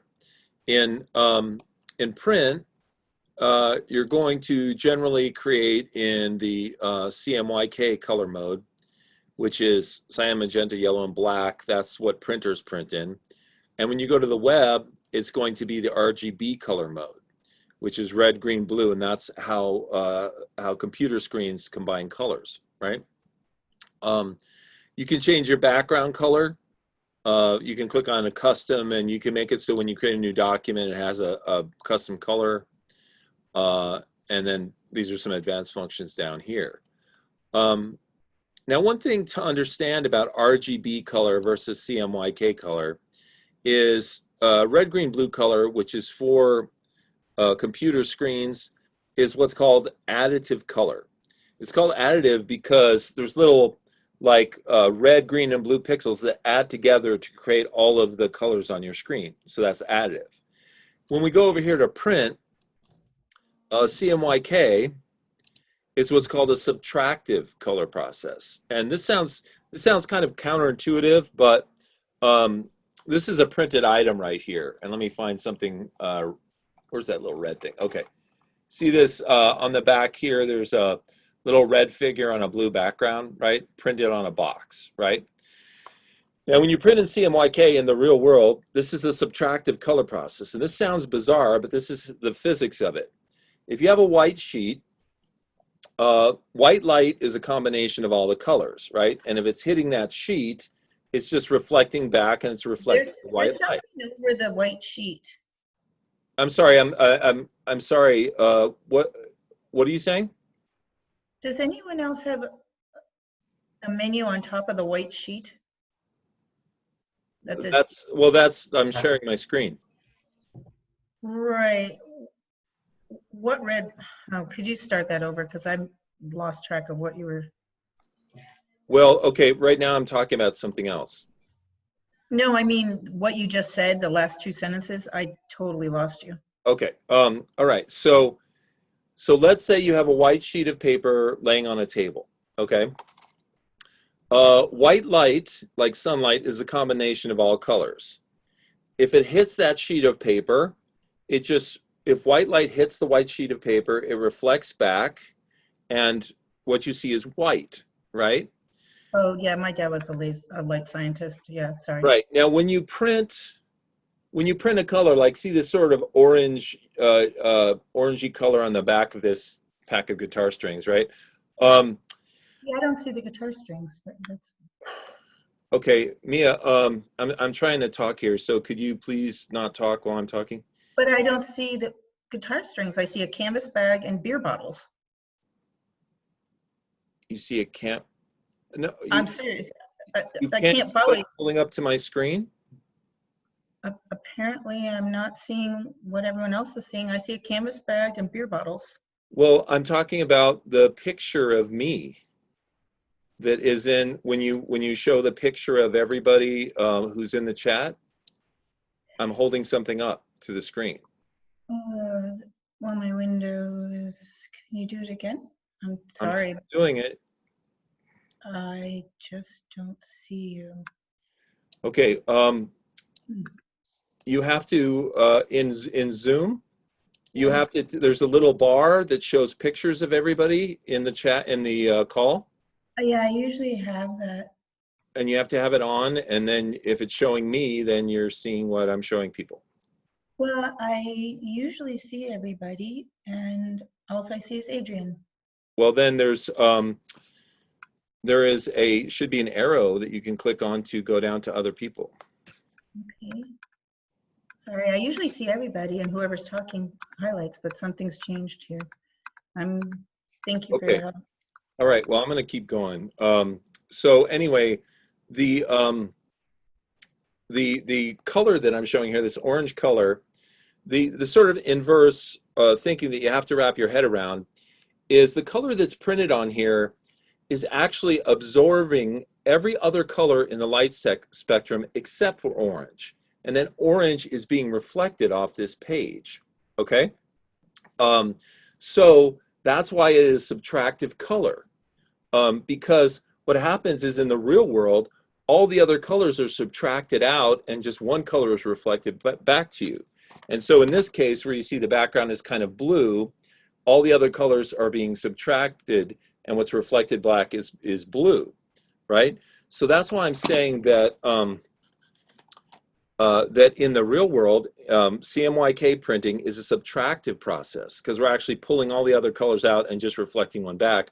Whereas in the RGB screen world, it's an additive process where we're adding red, green, and blue together to make all the colors. Now, that's the physics of it, and that may aid you in the future when you're making, you know, things that are either for print or for the web to know, you know, how those colors are mixed.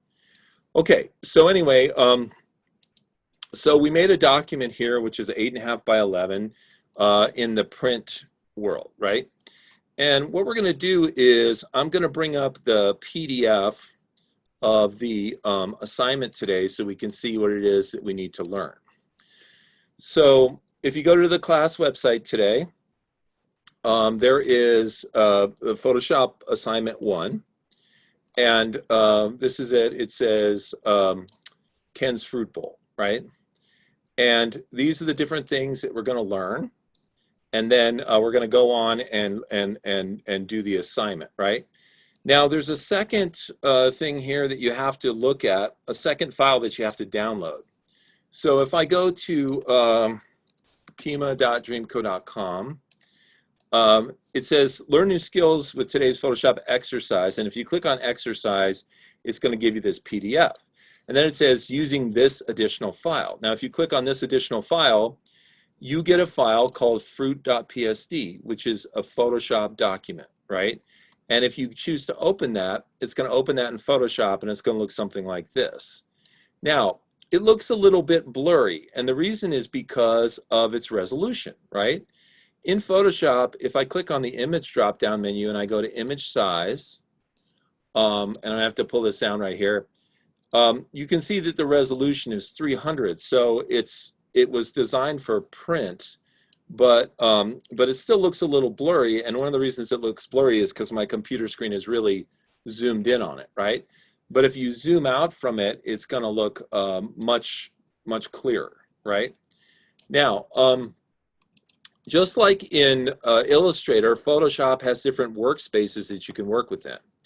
So for example, if I click on Window and I come down here to Workspace, you can see that there's all of these different workspaces that you can use, right? Now the default is one called Essentials. And if we click on that, you know, it opens up like this. And unfortunately, I'm not crazy about all the extra panels that it throws in here, right? It throws in this one called Learn, and it throws in this one called Libraries, and they're just taking up a bunch of room, right?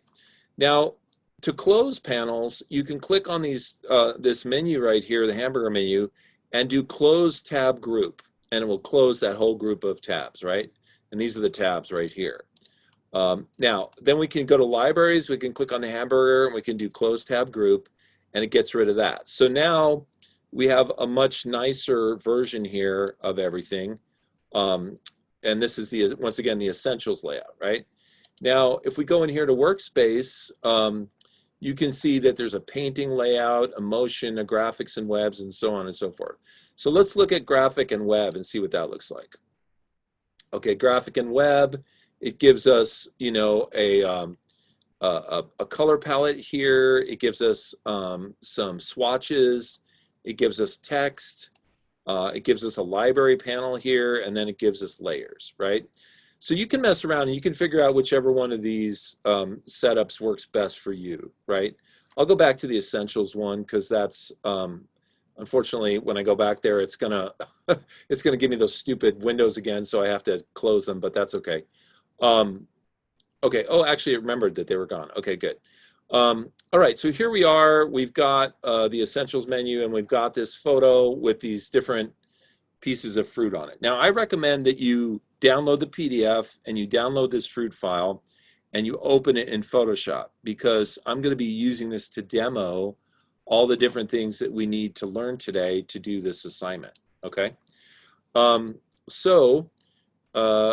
Next I'm going to go to my PDF. I'm going to open that up, and I'll make it smaller so that I can put it over on the left side of my screen here. Okay.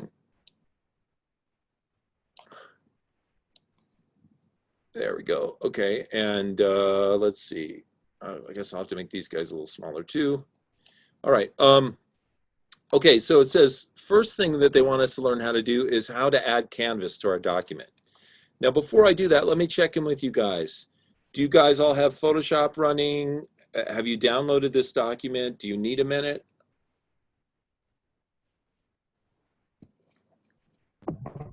Yeah, I need a minute to get that. It's in the Dreamcoat, right? Okay, so what you're doing is you're going to pima.dreamcoat.com, right? And you're looking at today's post, which should be the first one that comes up there. So here's the class website. And what you're doing is, sorry, there's just so much crap on this screen. It's hard to see everything. Okay, so what you're doing is you're going to this bullet point number 5. It says learn new skills with today's Photoshop exercise. You download that, and that's this PDF over here. And then and then it says using this additional file, and that's the PSD that you open up, and that produces this fruit thingy here. I'll put this over here.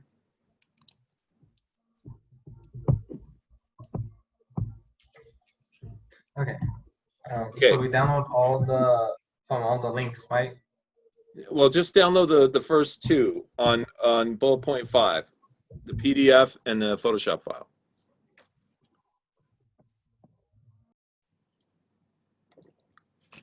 And then open the Photoshop file.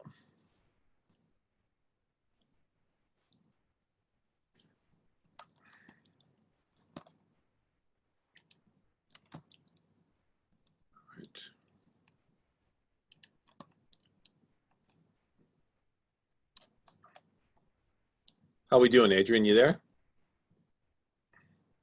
Yeah? Yep. Okay. All right. So the first thing we're going to learn how to do is how to add canvas to this document, right? So adding canvas means adding more of the document around the edges. So the way that Photoshop thinks about this image is that there's the image itself, and then behind the image is a canvas. It's almost like there's a painting on a canvas, right? Now what that means is Photoshop gives you the ability to make the image bigger, which means everything gets bigger, or you can make the canvas bigger, which means the sort of white space behind the image gets bigger, right? Producing sort of a white edge around everything, right? Now, if we wanted to see what size this image was, let's go up here to click on the image drop down and then come down here and click on image size. Now what we see is that this image is approximately 4.25 by 4.193 at a resolution of 300, right? Now, let me go ahead and close out of this. So I'm going to hit OK. Now, if I wanted to resize the image, I would do it in that screen there. I would just type in new numbers and the image would get bigger or smaller, right? But what I want to do is I want to add more canvas to the image. So I want to add more space around it. So let's try again. Let's click on the image drop-down menu again. And this time let's go to the one called canvas size. All right.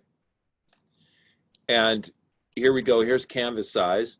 And now canvas size starts out being exactly the same proportions or the same measurements as the image, right? But let's say we wanted to add 1 inch to the right and left and 1 inch to the top and the bottom. So what we would do in canvas size is we would change the width from 4.25 to 5.25, and we would change the height from 4.193 to 5.193, right? Now, in addition to that, you see this little square here that has the dot and all the arrows. This square represents the image itself. And right now we're saying keep the image in the center, which is represented by the dot, and then put white space all around it. Actually, in this case, since I've only added 1 inch, that means it's going to add a 1/2 inch to each side and a 1/2 inch to the top and the bottom. Let's change that. Let's change this to 6.25 and 6.193. So now it will add, because those were 4s before, so now it's going to add a full inch on all sides, right? Now when you go ahead and you hit your OK button, notice what it does. It puts a full inch worth of white space, which is your canvas, all the way around the image. Now this is helpful because sometimes you have an image and you want to add more to it. Like, you know, you might want to extend this purple blanket or whatever that is out further, or take this little cloth and make it go out further this way, or get rid of this black line, extend the picture this way. So creating more canvas basically gives you more room to work. Okay, does that make sense? Is that clear to everybody how that works? Okay.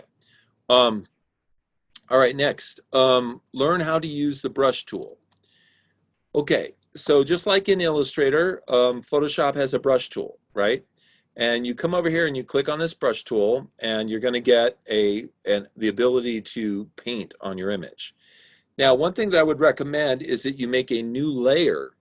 And if you make a new layer, it will be helpful because then you can paint on it and not mess up the layer below, right? So if we look over here at our layers palette, we see that there's a background image that has a little lock on it. If we come to the bottom and we click the plus symbol, it makes a brand new layer, right, on top of the first one. And that will allow us to go ahead and paint without messing up the document below.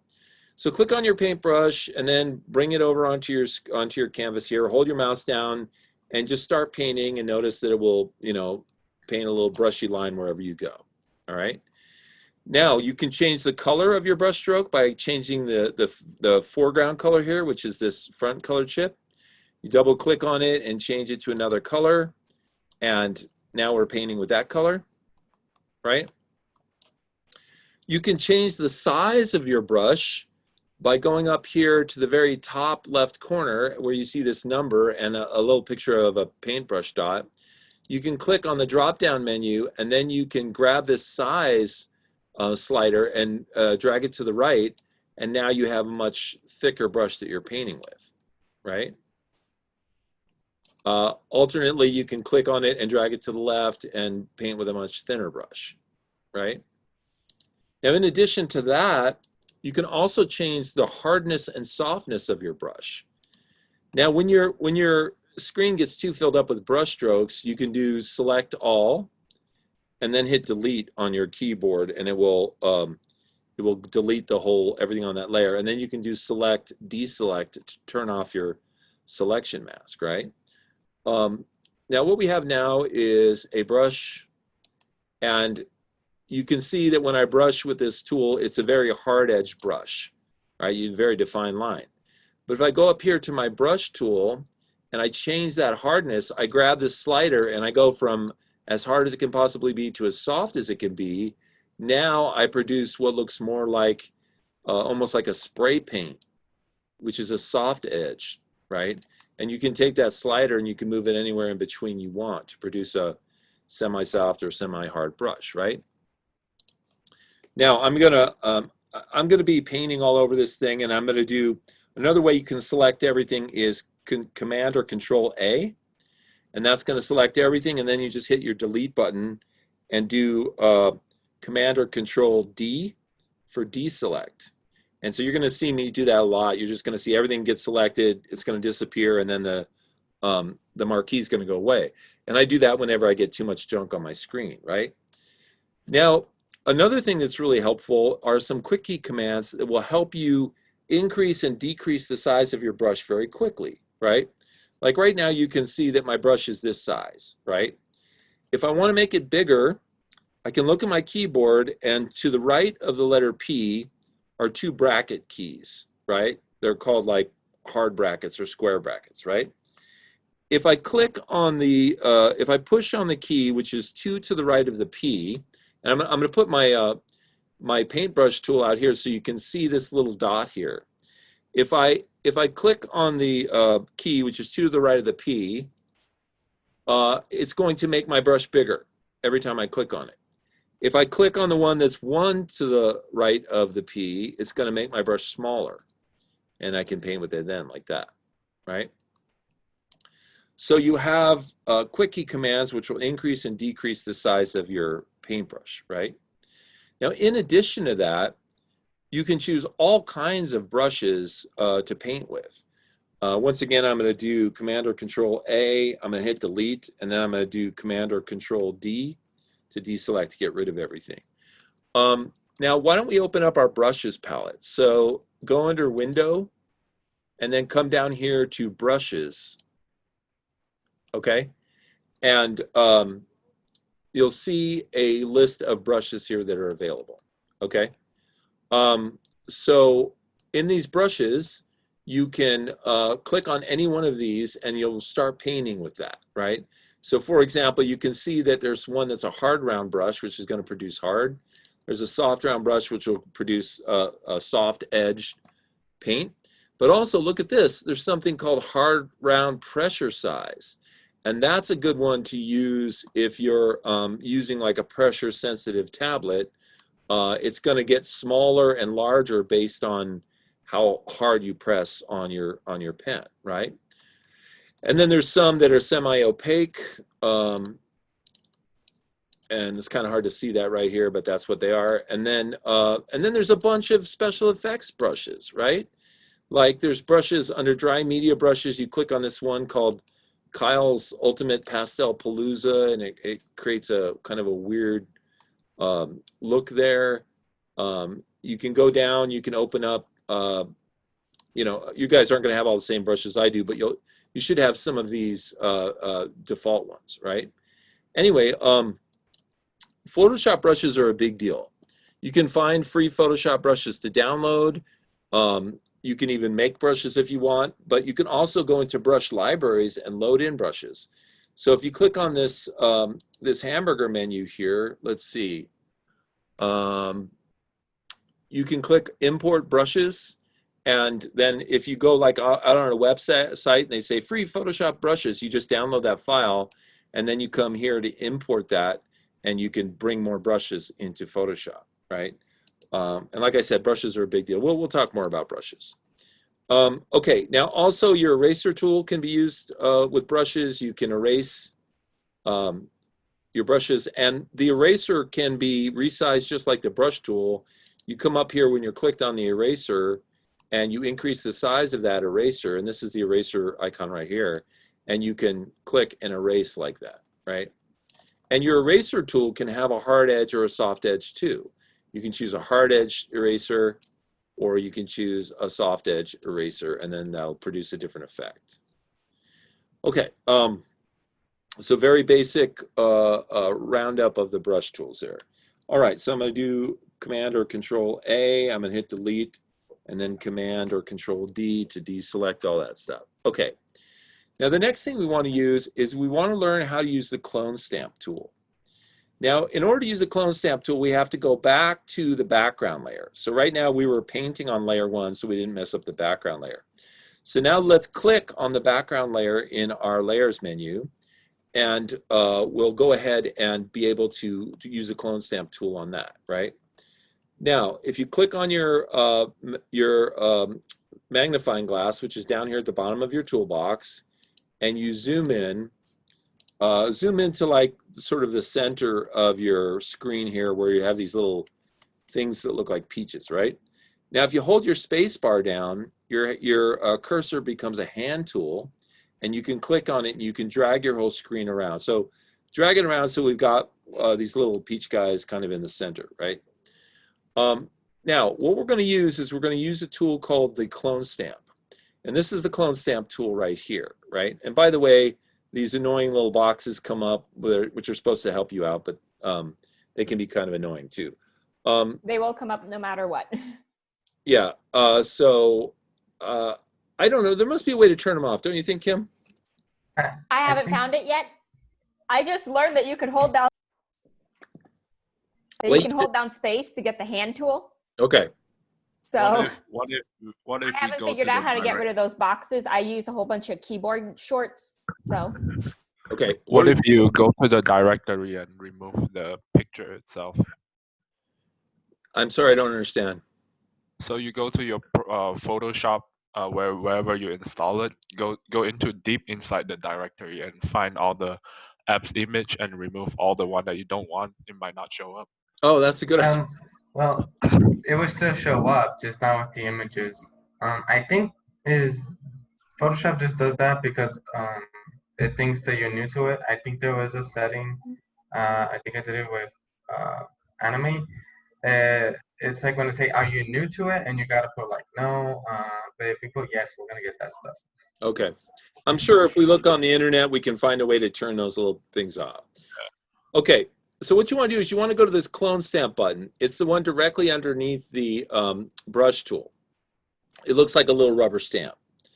Now what the clone stamp does is it literally clones an object on your screen. But it's what I call a two-part tool. You have to first click to select a sample area, and then you have to move your clone stamp tool over and click again to go ahead and start cloning or copying that sample area. Let me show you what I mean. I've got my brush here, right? And I want my brush to be bigger. So I'm going to go to my letter P, as in Paul, on my keyboard. I'm going to go 2 keys to the right of that, and I'm going to press on it until I get a nice big brush, right? Now, I'm on the clone stamp tool. I'm going to hover over this little peachy thing here. And what I'm going to do is I'm going to hold down my Option key on the Mac or my Alt key on the PC, right? Now, when you hold that down, your cursor changes to what's called a crosshair. It's a tiny little circle with a cross in it. Now, what that is that's the sampler button. And so what you do is while you're holding the Alt or the Option key down, click once in the center of the peach and then let go. Now, if you take your clone stamp tool and your brush and you move it over to the left of the peach, you'll see that inside the center of your brush, it's showing peach. Because what it's doing is wherever you stamp with the clone stamp tool, it's going to sample from over here, right? Where you took the sample. So I'm going to go over here now. I'm going to click once. I'm going to hold my mouse down, and as I start to drag around, it's going to copy. Notice the little crosshairs, which are tracking across the peach, and it's going to copy that, and it's going to basically clone stamp or clone a copy of the peach over here. Now, sure enough, it's not perfect. I got like the edge of the plate, and I got this little blue thing down here, but it did a good job of reproducing the peach, right? And if I want to, I could go back in and I could get rid of those extra things around the peach, and I have a second copy of the peach, right? Now you can use this to produce whole new items, but you can also use it to fix things. Like, notice over here on this pear that there's this big flaw, like a little hole in the middle of the pear. What I'm going to do is I'm going to click on the key, which is to the right of the letter P, and I'm going to go ahead and press that to make my my brush much smaller. Now I want to do the clone stamp again, but this time I want to take a new sample. So I'm going to hover my brush over some part of the pear. I'm going to hold down my Alt or my Option key, and I'm going to click once on the pear to sample that area of the pear, right? Now if I take my clone stamp and I hover it over the hole and I click once, what it does is it copies this dark area and it clone stamps that over the hole. Now, when I look at what I've done, I see that it doesn't look very good. It looks like exactly what it is, a big plug covering the hole, right? So I'm going to do Command Z. And instead, this time, I'm going to try and get a sample from the light side of the pear because I got one from the dark side. So I'm going to come over here to the light side of the pair. I'm going to hold down my Option key, and maybe I'll come down here and click once to sample from this area. And now when I go in and I click, now you can see that that looks a lot better, right? Now it doesn't look perfect. It doesn't look like I've solved every problem there is, but it's a hell of a lot better than that other one, right? Now, if I want to take my work that I've done here, I've covered that hole, and now I want to blend the edges of this in with the original pair so that it looks good. I can come over here to my toolbox and I can click on this thing called the healing brush tool. And this is the one that looks like a Band-Aid. It's 2 up from the clone stamp, right? Now, if I click on that, this is also a 2-part tool. You're going to hold down your Option key and you're going to click in the light area of the pair to take a sample. And then what you're going to do is you're going to brush right along the edge of the little circle that you made with your clone stamp. And look what happens. I click and I brush along the edge and then I let go. And what it does is it blends the pair with the seam and kind of gets rid of it, right? It's more obvious on this side. On this right side, you can still see how obvious the circle is, right? But if I take my, healing brush tool and I hold down my Option key and I'm resampling now. I sample over here on the dark side, right? And then I come and I click and I take my tool and I take it and I just kind of hold my mouse down and run it over the edge of the circle. Notice how it removes the edge of the circle, and you can even see that it basically clone stamped, you know, this kind of area over here, but it did it in such a way that it blended everything together. So the average person looking at that would have no idea that there was actually a hole in that pair when you took a picture of it, right? Now this clone stamp tool is extremely powerful. It gets used all the time on people's faces to remove imperfections, on clothing, on products, right? And it can be used to reproduce things like, you know, in this case, you can make extra peaches or apples or whatever you want, right? Okay, let me pause real quick to see if anybody has a question. Yeah, I have a question. So I'm on the stamp tool or the clone stamp tool, and I clicked on it, and then I clicked Option, click, and then let go, right? Uh-huh. And then I'm trying to like draw it on like somewhere else, and it's not like showing anything. Okay, are you sure you're on the background layer? Wait. Oh. Oh, you don't have to be in layer 1? Yes, yeah, I mentioned that you have to go back to the background layer to do that. Oh, yeah, that's true. So that you could grab it from there. Okay. Right. Thank you. You're welcome. I had a question. Yeah. When I that little hand tool to move the page around for a PC, you said was. Oh, for both of them, it's just hold your space bar down. Okay, I'm gonna try it again. You have to be zoomed in enough on the picture that there's actually somewhere to move. See, like if I zoom out, if I click on my picture here, and I zoom out so I can see the whole picture, when I hold down my space bar and I try to use my hand tool, it doesn't work because there's nowhere to move the page. I can see the whole page. But when I zoom in and hold the space bar down, now I can actually have somewhere to go.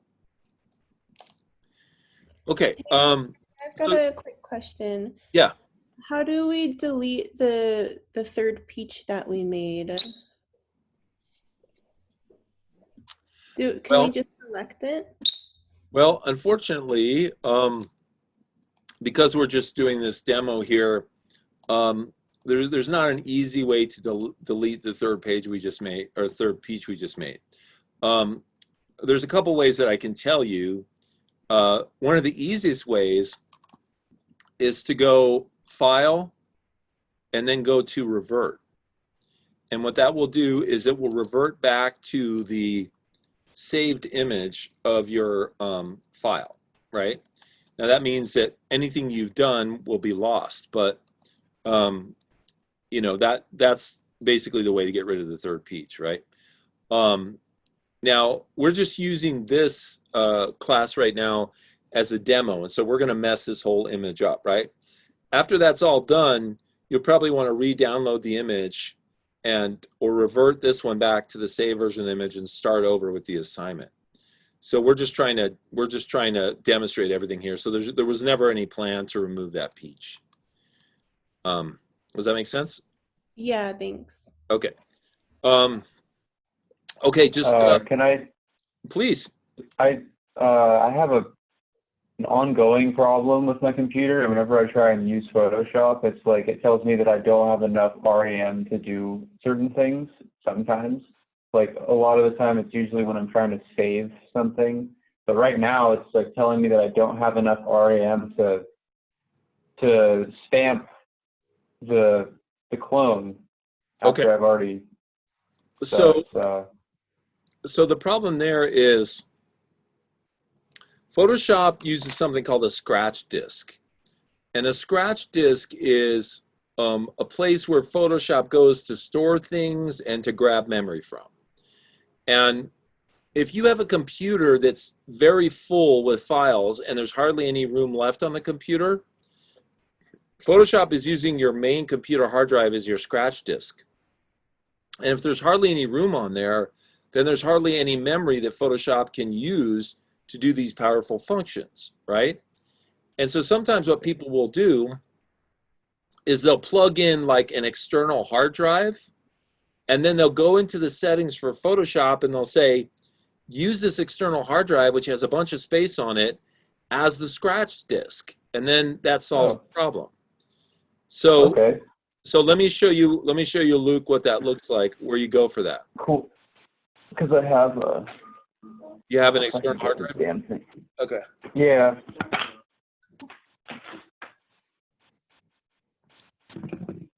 There we go. When you say memory, do you mean like RAM or storage? RAM. I've done that shit. Okay. Can it be a USB or? I don't think USB is big enough.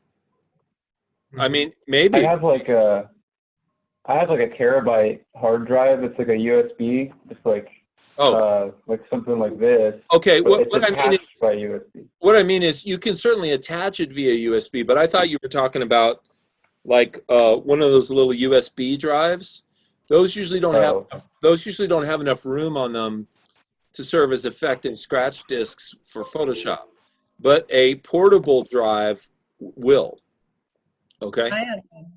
So so Luke, what you do in order to configure that portable hard drive as your scratch disk is I believe you guys on PCs go under, I think it's Edit for Preferences or File for Preferences. It's one of those two. Under the Macintosh, it's Photoshop Preferences, and then you go down and you look for the heading that says Scratch Disks. Okay. Okay. Got it. All right. Now, when you open that up, and if you look at my screen, you can see that I have my Macintosh hard drive, but I also have a portable drive called the Seagate expansion drive, right? Mm-hmm. Now, what you can do is, it says you can change your scratch disk by holding Command Option when launching Photoshop, right? Or maybe it says Control Alt on your PC or something like that, right? And what happens is you could shut down Photoshop and you could relaunch it. And while it's launching, you hold down Control and Alt, and it will say, what do you want to use as your scratch disk? Your main computer or your portable hard drive? And if you switch it from your main computer to your portable hard drive, it should solve your memory issues. Okay, so you can only make the switch when you're opening it. Like I can't change it from this window right here. Yeah, I don't believe you can because see, on this window, all I can do is say that I want my Macintosh to be the primary one, and then if the Macintosh gets full, I can use the Seagate as my secondary one, right? But there's nothing here that will allow me to switch and make the Seagate my primary one, which is why they tell you have to do that on startup. So go ahead. Okay. I'll try that. Is probably right. Try it and see what happens. Yeah, I gotta. Yeah. All right. Cool. Thank you. And it would save your preferences. Yeah, it's not gonna. Yeah. Yes, absolutely. And what's the minimum external hard drive space? Because I have some small thumb drives that are hundreds of gigabytes. Well, okay. If you were working on a super tiny document, it's possible that you could take a thumb drive and plug it in and make it your scratch disk. But 99 times out of 100, you want a ton of room. Yeah, what's a ton of room? That's what I mean. A ton of room is a terabyte, you know. Oh, a terabyte. Okay. You know, like, you know, you want to plug in a portable hard drive and you want to use that as your scratch disk, and then Photoshop can do amazing heavy lifting because it's got all that room. You know what I mean? Mm-hmm. Now, of course, if you don't have a terabyte drive floating around, plug in whatever you got and use and dedicate that as your scratch disk, and then it'll help. But it's better if you have more room, right? Yeah, I have some small ones that are 500 gigabytes. Yeah, I mean, give it a shot. You got nothing to lose, right? Yeah. Thanks. Okay. Okay. There was a question here that I just saw from Luke. Says there a reason why wet printing is red, green, blue, and not the primary colors red, blue, and yellow? And then Adrian answered that with a link about Photoshop photo modes. So you guys can check that out if you're interested in that answer. And thank you for asking the question and answering it. Okay, so we've got just about 4 more tools to learn here, and then we'll set you loose on this first project, right? So now we're going to learn the dodge and the burn tools, right? Now, dodge and burn are terms that come from photography. And of course, in the early part of the 20th century and through till today, there's people who still print photographs on photographic paper using enlargers and negatives, right? That very analog process of creating photos. Now, when they're doing that, if they want a certain part of their photo to be darker, they'll do something called burning, and that will make that part of the photo darker, right? And what burning is you basically make sort of like this shape right here, kind of like the OK shape with your hand, and you cover most of the photo except for the part that the little circle between your thumb and your first finger is exposing, right? And what happens is, you're covering everything else with your hand, but the light is going through that hole, and you leave your hand on that photograph while you turn the light on of the enlarger, and it burns that section of the photo. In other words, it exposes it to more light and it gets darker. That's what burning is. Now in Photoshop, we have a burn tool that does the same thing. You click on it and you rub it over an object here, and it makes it darker, right? Now the opposite of that, the opposite of burning, is called dodging. And this also comes from photography. And what dodging is where you actually cover a part of your photo and then you expose the photo to light, but because one part is covered, it actually appears lighter than the rest. So you might consider dodging to be lightening and burning to be darkening. And so in Photoshop, we have a burn tool and a dodge tool, and they do the same things as in photography. The burn tool makes things darker, the dodge tool makes things lighter, right? So let's go onto our Photoshop tools, and let's roll over this tool that looks a little bit like a lollipop, right? It's like a stem with a round circle. Click on that. That's your dodge tool. I'm sorry, that's your, let's see. Yeah, that's your dodge tool, right? So what that's going to do is if you hold your mouse down and you click on an area and then you just move the mouse back and forth over that area, it's going to lighten it. So find a dark area of your screen here. Like maybe I can go to this darker part of the pear.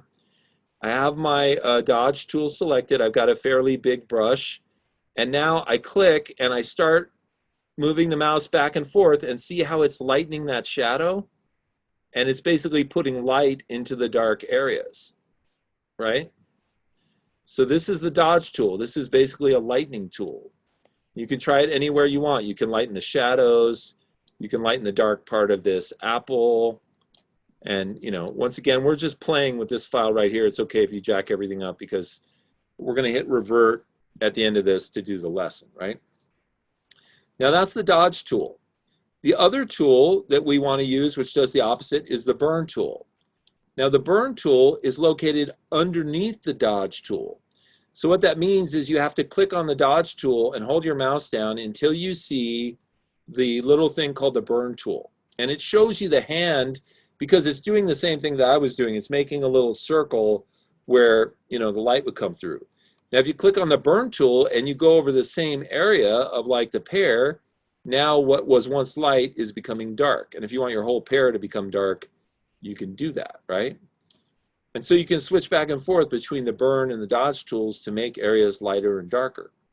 And this is super helpful, especially with photographs of people. If their face is, you can't quite see it because it's too dark, you can lighten it up. Or if they've been overexposed to too much light, you can darken it up, right? So these are extremely helpful tools, the dodge and the burn tools, right? Now, questions about the dodge or the burn tool? I've got a question. Mm-hmm. Is there a way to adjust how dark or how light each tool is? Yeah, let me go back to my burn tool here. If you look up at the very top of your screen, do you see this bar at the very top? This has settings for the tool. So right now the tool is basically affecting the midtones. So it's affecting sort of the middle grays of an area, right? And its exposure is 50%, which means it's operating at 50% capacity.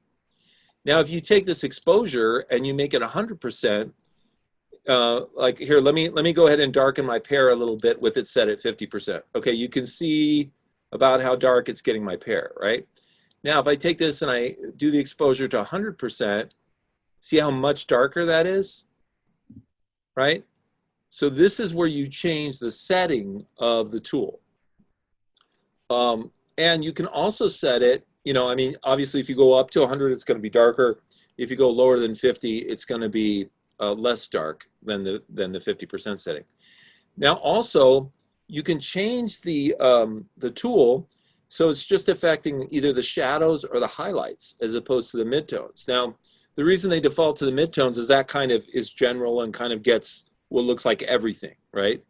But, you know, like let's say that I wanted to lighten this shadow of the pear. I could go to my dodge tool. I could say I want to deal with shadows and I want my exposure to be 100%. And so now when I start rubbing, you know, going over this, it's going to start lightening that up. Now it's super dark, so we're not seeing much action here, but it basically is getting as light as it can, you know. And if I spend enough time here, well, actually look, can you see that it's starting to become brown instead of black? So it actually is working. It's just that, you know, the act of taking a shadow and taking it from black to whatever color is in there besides black is going to be kind of weird. It's going to look sort of funky. But, you know, you can do that on other things too. Like my pear here, I've got super lightening going on. And so I'm basically washing out my pear, but with this super dodge tool, right? Okay. Now, just one point of trivia here. Remember I said that the burn tool looks like this. It looks like a little hand going like this because that was the process that they used to burn things. The reason that the dodge tool looks like a lollipop is because what they did was they took a coat hanger and they bent it out so it was straight, and they took a little circle of cardboard and they taped it on the end of the coat hanger, and they held that little thing out over the area that they didn't want to get exposed to the light. And that's how they did dodging. So that's why that's the icon. It looks like a little lollipop, right? Really cool. Okay. Background. Thank you. Yeah. So, okay, just two more tools to learn, and then you guys can do all this fun stuff. So the next one is the blur tool. And the blur tool is also located, let's see, right above the dodge and the burn tools. It's the one that looks like a little, it looks like a little drop of water. It's called the blur tool, right? Now what the blur tool does is it literally just blurs things, right? And once again, just like all these other tools over here, if you look at the top, this is where you can change the settings of the blur tool, right? So for example, I've got this blur tool here, and just for demonstration purposes, I'm going to make the blur tool, the brush size of the blur tool bigger than the peach. Now when I click, you can see how sharp the peach is right now. If I click and I start, moving my brush tool over this peach, after a matter of time, the thing should just get really blurry. And in fact, if I stop right now, if you train your eye on the peach to the right, it's pretty sharp, and the one on the left is pretty blurry. And that's because I'm using the blur tool. Now, of course, to show you even more, a bigger example of that, I can take the strength of my blur tool and take it up to 100. And now if I start, rubbing over this, holding my mouse down and moving it back and forth over the peach, it's going to really blur the heck out of that thing, right? And so you can change the strength on this if you want. You can change the brush size. This one also has, different modes that you can use, like darken and lighten, and some special effects modes. But mostly, at least right now, we're just using the blur tool to blur things out a little bit so they're not perfectly sharp. Okay? And usually the blur tool is used on a very small, and it's very subtle, unless it's really obvious that something is blurred, like somebody running or something. Now, finally, the last tool we're going to look at before you guys do this exercise is the type tool. And if you click on the letter T here, that's the type tool. And then in Photoshop, you can just click and drag out a text box. And then just like in Illustrator, it's going to fill that text box with lorem ipsum text, right? Which is this junk right here. Now your text, the color of the text is going to be whatever the foreground color is down here. So if you want it black, you can change that color to black. The alignment of the text is going to be based on whatever the alignment is up at the top. So you can make it left aligned, center aligned, right aligned, right? Your font, you can choose that right up here at the top. You can choose your font and then your font style, bold or italic. And then, of course, if you want to get into all the other aspects of fonts, which are things like leading and all that kind of stuff, you can go under Window, and you can come down here and click on the window called Character. And the Character palette is where you get your font size, your leading, your tracking, which is how much vertical space there is. I'm sorry, horizontal space there is between words and letters. You can have your vertical and horizontal distortion tools. You can have these tools here, which are called faux fonts, and these do things like create an artificial boldness or an artificial italics or all caps or small caps and so on and so forth, right? So these are just special effects. What did you mean by letting? What's your question? Letting? What? Did you say letting? Yeah. So let me get to a more normal font here so we can check this out. So I'm just going to go to Arial because it's Arial Bold. It's a really easy font to see. It just went back to the old one. Okay, Arial Bold. There we go. Why does it keep going back? Arial Bold, click, and then it goes back to this weird font. Amadeus Regular. Okay, that's incredibly weird. All right, let's just go to Arial here. Wow. My program is jacking up, I'm sorry to say. So let me see if I can. Okay, I'll just leave that default there, which is Arial, right? Now,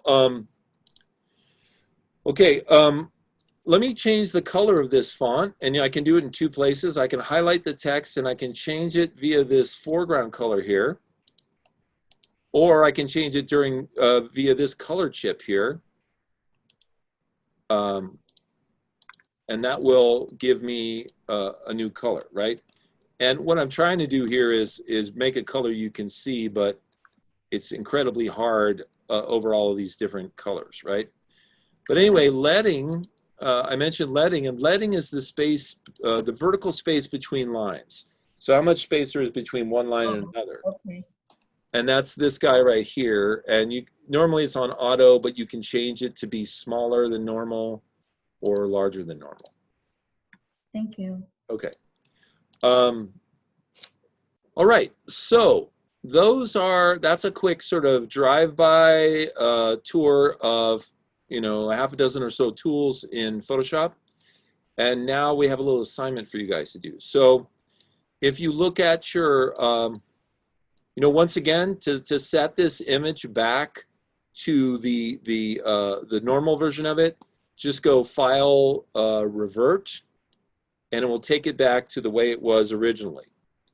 And now you're ready to do the assignment. So if we look at the assignment itself, you're going to take the photo, which looks like the one on the left, and you're going to turn it into the photo on the right. Now let's see what some of the differences are. Well, first of all, you're going to add canvas, which is one of the first things that we did. And once again, that's you go under Image, Canvas Size, and you basically increase these numbers to put more canvas on the left and right and on top and bottom, right? So you're going to increase the canvas size. You're going to put some text up there at the top. You can see that some clone stamping is occurring here. For example, this little peach here, you clone stamp that down here. So there's another little peach. And then this thing right here, which is, you know, is a peach, you're going to turn that red. You're basically going to paint that red, and then you're going to clone stamp it. So it looks like there's another one over here, right? In addition, you're going to use your clone stamp tool to take this little carpet or cloth right here and clone stamp it up so there's more of it so that it fills a larger part of your canvas. Then you're going to take all of that color and you're going to basically paint over it and make it or adjust its color so that it's purple instead of this tan color, right? Now, this document here explains how to do all of that, but like most documents, it probably misses a couple of points. There's probably a couple of questions that you'll have. But why don't you guys go ahead and take a shot at doing this exercise right now, and then I'll just stay on the video here to answer any questions you have while you're working on it. Okay? Anybody have any questions right now? Oh boy. The blur tool, I went to the 3 dots below the toolbar because blur is not one of my choices, and I couldn't seem to figure out how to add. So you don't have this. You don't have this little. No, and if I go to edit toolbar, it's there for me to choose, but I couldn't really drag it. It gave me a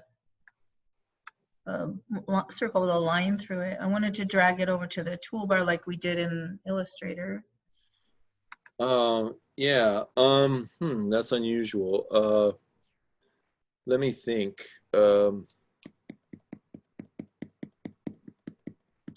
Well, do you want to share your screen so I can take a look at that? Sure. What is it? Alt S or something? Well, I just usually click on Zoom and hit the share button. Okay, let me go back over here. I don't always have the appropriate windows. Sure, here's. I think I have all my controllers hidden. Give me one sec. Like Control Alt Shift H maybe? No. I don't see the on my Zoom window. I'll try and find the commands to do that. Well, when you go to Zoom, there should be a little bar at the bottom that has a bunch of icons. I know. I don't have that. But let me see why. I get like 2 or 3 things that open up when I open up Zoom. There are like 2 or 3 different panels. Let's see, I've got, nope. That's interesting. I think my tools are hidden somehow. Because I just have a big white line and a big black box, and I don't have all those. Oh, take your mouse and roll it over the black box. And see if the toolbar at the bottom pops up. Yeah, and there's a way to make it show, but it's not. Well, I guess I'll see if I can figure it out. It used to show. Let's see. Hide self view. Yeah, there's a shortcut key to make the toolbar show, but I don't remember what it is. So let's see. Let me try this guy. Nope. Okay, well, I guess I'll have to do it on my own, but I appreciate the help. I just can't find those buttons right now, so they're missing off my screen. Okay, try, let me do a quick search, and then I can put the answer into the chat box here. No, I thought it was like Control Shift. Let me see if I can find. Control Alt Shift H I tried, but it didn't do anything. Let's see. Control Alt Shift H. Nothing. Control Alt Shift H. Nope. Control Alt Shift H. Yeah. Oh well. Okay, so Mia, here's a link. Let's see, to add buttons to your Photoshop toolbar. Here's a link I'm sending you in the chat. Okay, to a little video. It's a tutorial that shows you how to add things to your toolbar. Thank you. Try that and see if you have any luck. Okay, thanks. Okay.